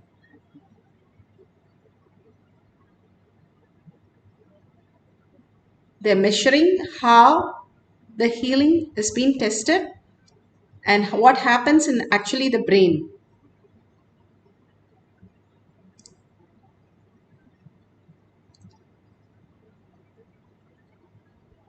And simply Bhagavan explains, when he goes into the deep oneness, the cells which are getting newly formed does not copy the old things. That is what exactly happens during the healing process. Now let's get into the space of oneness and start manifesting the powers. If you have the camera already, you can have it set up for manifesting the powers of body scanning. And if you have the Jnananjan in your locket, apply in your temple and your third eye. And if you do not have, apply the kumkum or the bhasma from the nearest temple, that Hindu temple that you have. And all that aushadha really detox your third eye. And if you have a partner, that's wonderful. Or you can call up somebody and tell them you're going to scan them. And tell them whatever you reveal, they can go back and verify with the doctor, professional doctor, and see everything is fine before they start implementing it. So from your third eye, you can start scanning the person and tell what are the problems in that person, or what problems they have had, or the solution, or you can heal the person. And after that, you call the person and verify if it is correct. Before that, you should not know anything about the person. If you already know, do not scan that part, scan something else in that person, or do some healing. That is okay if you already know the person also and you know the problems. You can start healing the person for that problem. And simply in so many cases, Bhagavan has healed and it has never come back, including cancer. So you can heal anybody through the power of third eye. And at the end, we'll ask them for a testimonial if they feel wonderful experiencing the whole thing. Now let's sit straight with the head, neck and spine in a straight line for a few minutes. Put away your gadgets. Only hold Paramashiva in your third eye. Bhagavan clearly said about the power manifestation is the only thing which is going to lead us to the superconscious breakthrough.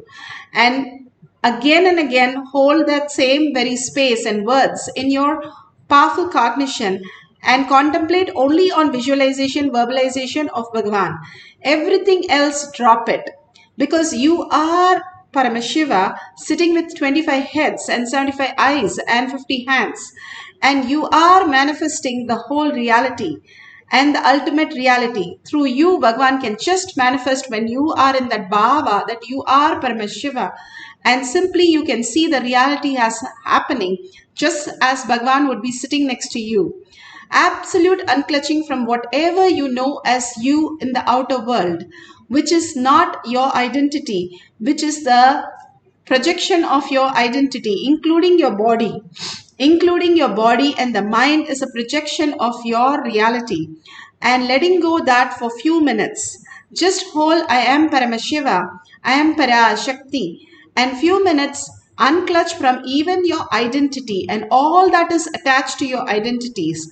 All the incompletion, all the attachment, all the fears, all the greeds, all the jealousy, all the anger, just let it be apart from you. You are consciousness. You're like $1 trillion kid. You are experiencing the oneness with Paramashiva. Hold only that cognition. Entangle with Bhagavan. Chant the Mahavakya loudly. You will experience the oneness and manifest not just the power, but all the auspiciousness and abundance. Even thinking about Paramashiva brings so much of auspiciousness. It is said in Agama, if you're holding that for few minutes, you will bring such auspiciousness and abundance in you. Again and again, start chanting the Mahavakya, listening to it deeply and chanting it, and only having the visualization, verbalization of Bhagavan, unclutching from anything that you know as you. Surrender everything to Bhagavan lotus feet and start chanting the Mahavakya intensely. Whatever Bhagavan reveals, write it in a paper. Do not judge it. Just write it in a paper and share it with the other person. Let's start chanting the Mahavakya intensely. Om Nithyananda Paramashivoham. Om Nithyananda Paramashivoham. Om Nithyananda Paramashivoham. Om Nithyananda Paramashivoham. Om Nithyananda Paramashivoham. Om Nithyananda Paramashivoham.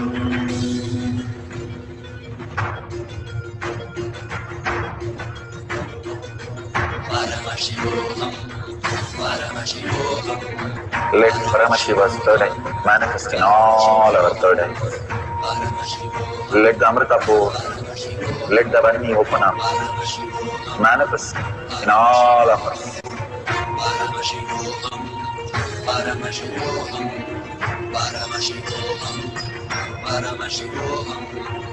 Let Paramashiva overflow, manifest the powers in all our third eyes. Om Nithyananda Paramashivoham. Om Nithyananda Paramashivoham. Om Nithyananda Paramashivoham. Om Nithyananda Paramashivoham. Om Nithyananda Paramashivoham. Om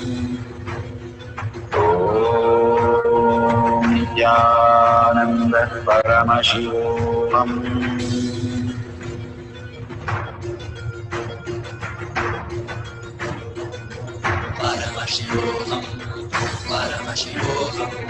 Let Paramashiva's third eye manifest in all our third eyes. Let the Amrita pour, let the Vani open up, manifest in all of us.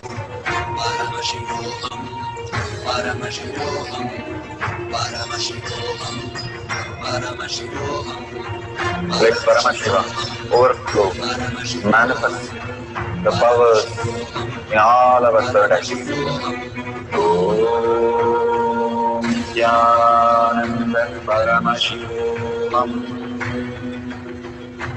Om Nithyananda Paramashivoham. Om Nithyananda Paramashivoham. Om Nithyananda Paramashivoham. Om Nithyananda Paramashivoham. Om Nithyananda.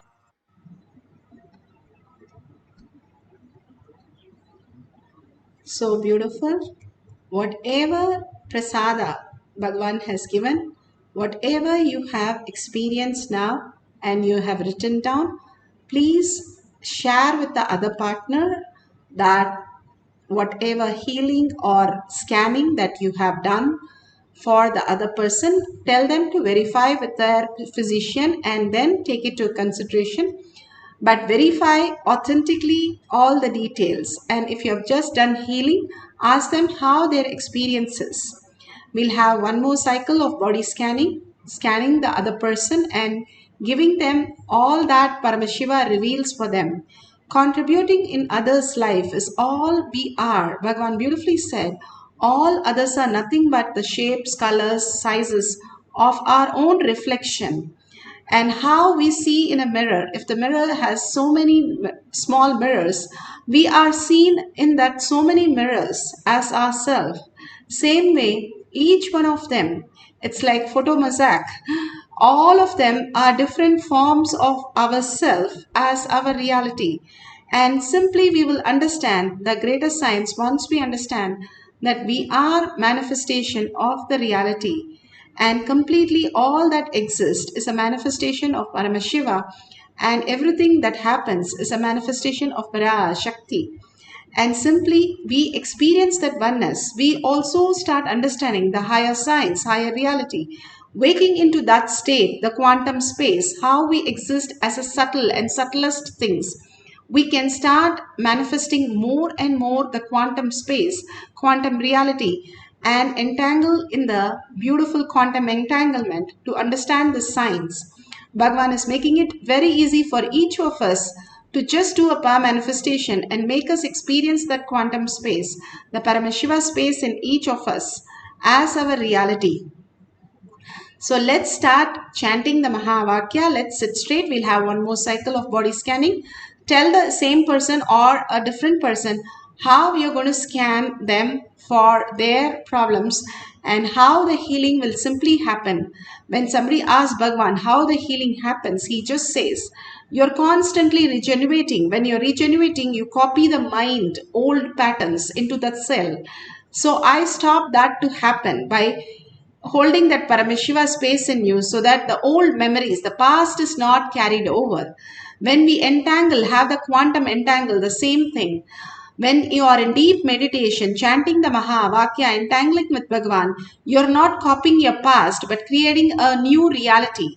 That is why these meditations and these powerful cognition and power manifestation create so much of abundance and auspiciousness, clearing so many things in your life. Such a beautiful space and such a simple way Bhagavan has given all of us to experience the higher science, the superconscious space for each one of us. So let's sit straight and put away your gadgets and start chanting the Mahavakya deeply, and by deeply listening, intensely listening to the Mahavakya,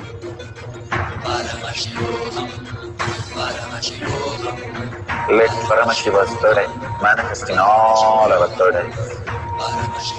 Let the Amrita pour, let the Om Nithyananda Paramashivam. Om Nithyananda Paramashivam. Om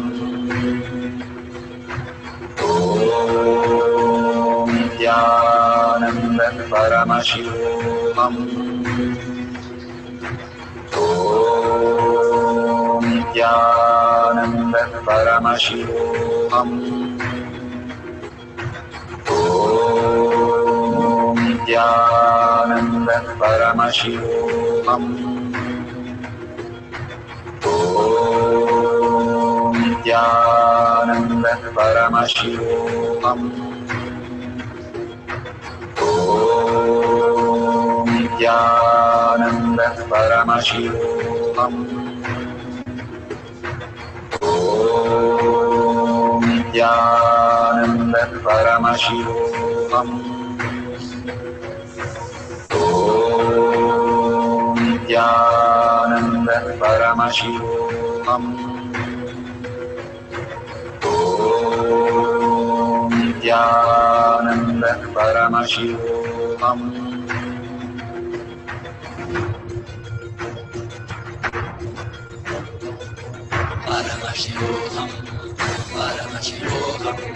Let Paramashiva's third eye manifest in all our third eyes. Let the Amrita pour. So beautiful. Now we can go to sharing, contributing in others' life, manifesting their reality. Enriching and causing is the best way to realize your space. It is easy to convince others than convince yourself. That is what Bhagavan said, collective integrity. When you understand that your completion happens when you complete with others.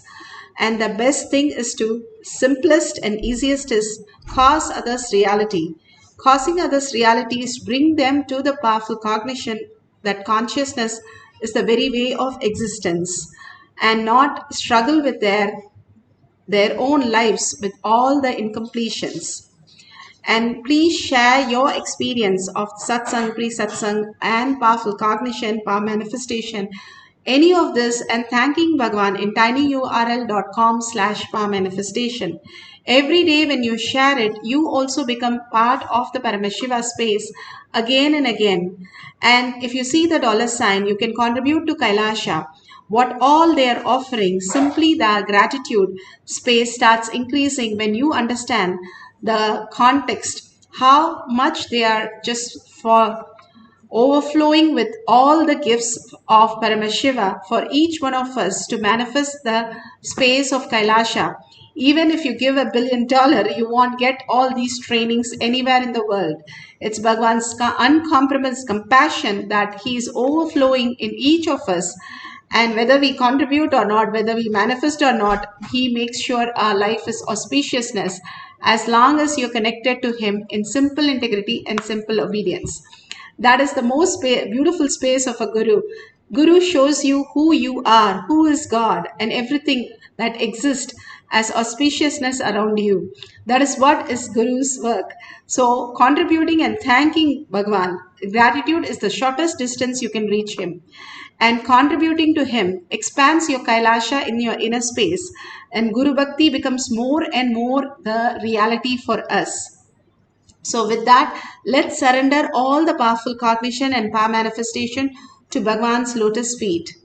And again, in the deep earning, ask Bhagavan to manifest Paramashiva as your existential reality. And thanking each and every one of you participating in this power manifestation session. And let's end the session with the Purna Mantra. Om Purnamada Purnamidam Purna Purnamudashyate Purnasya Purnamadaya Purnamevavashishyate.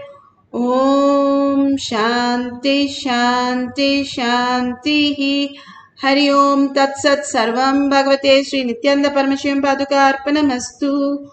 Om Nithyanandam. Thank you so much. See you again after the next satsang, next darshan. And please be there for Kailash Kotyard manifesting past sessions. Thank you, Nithyananda.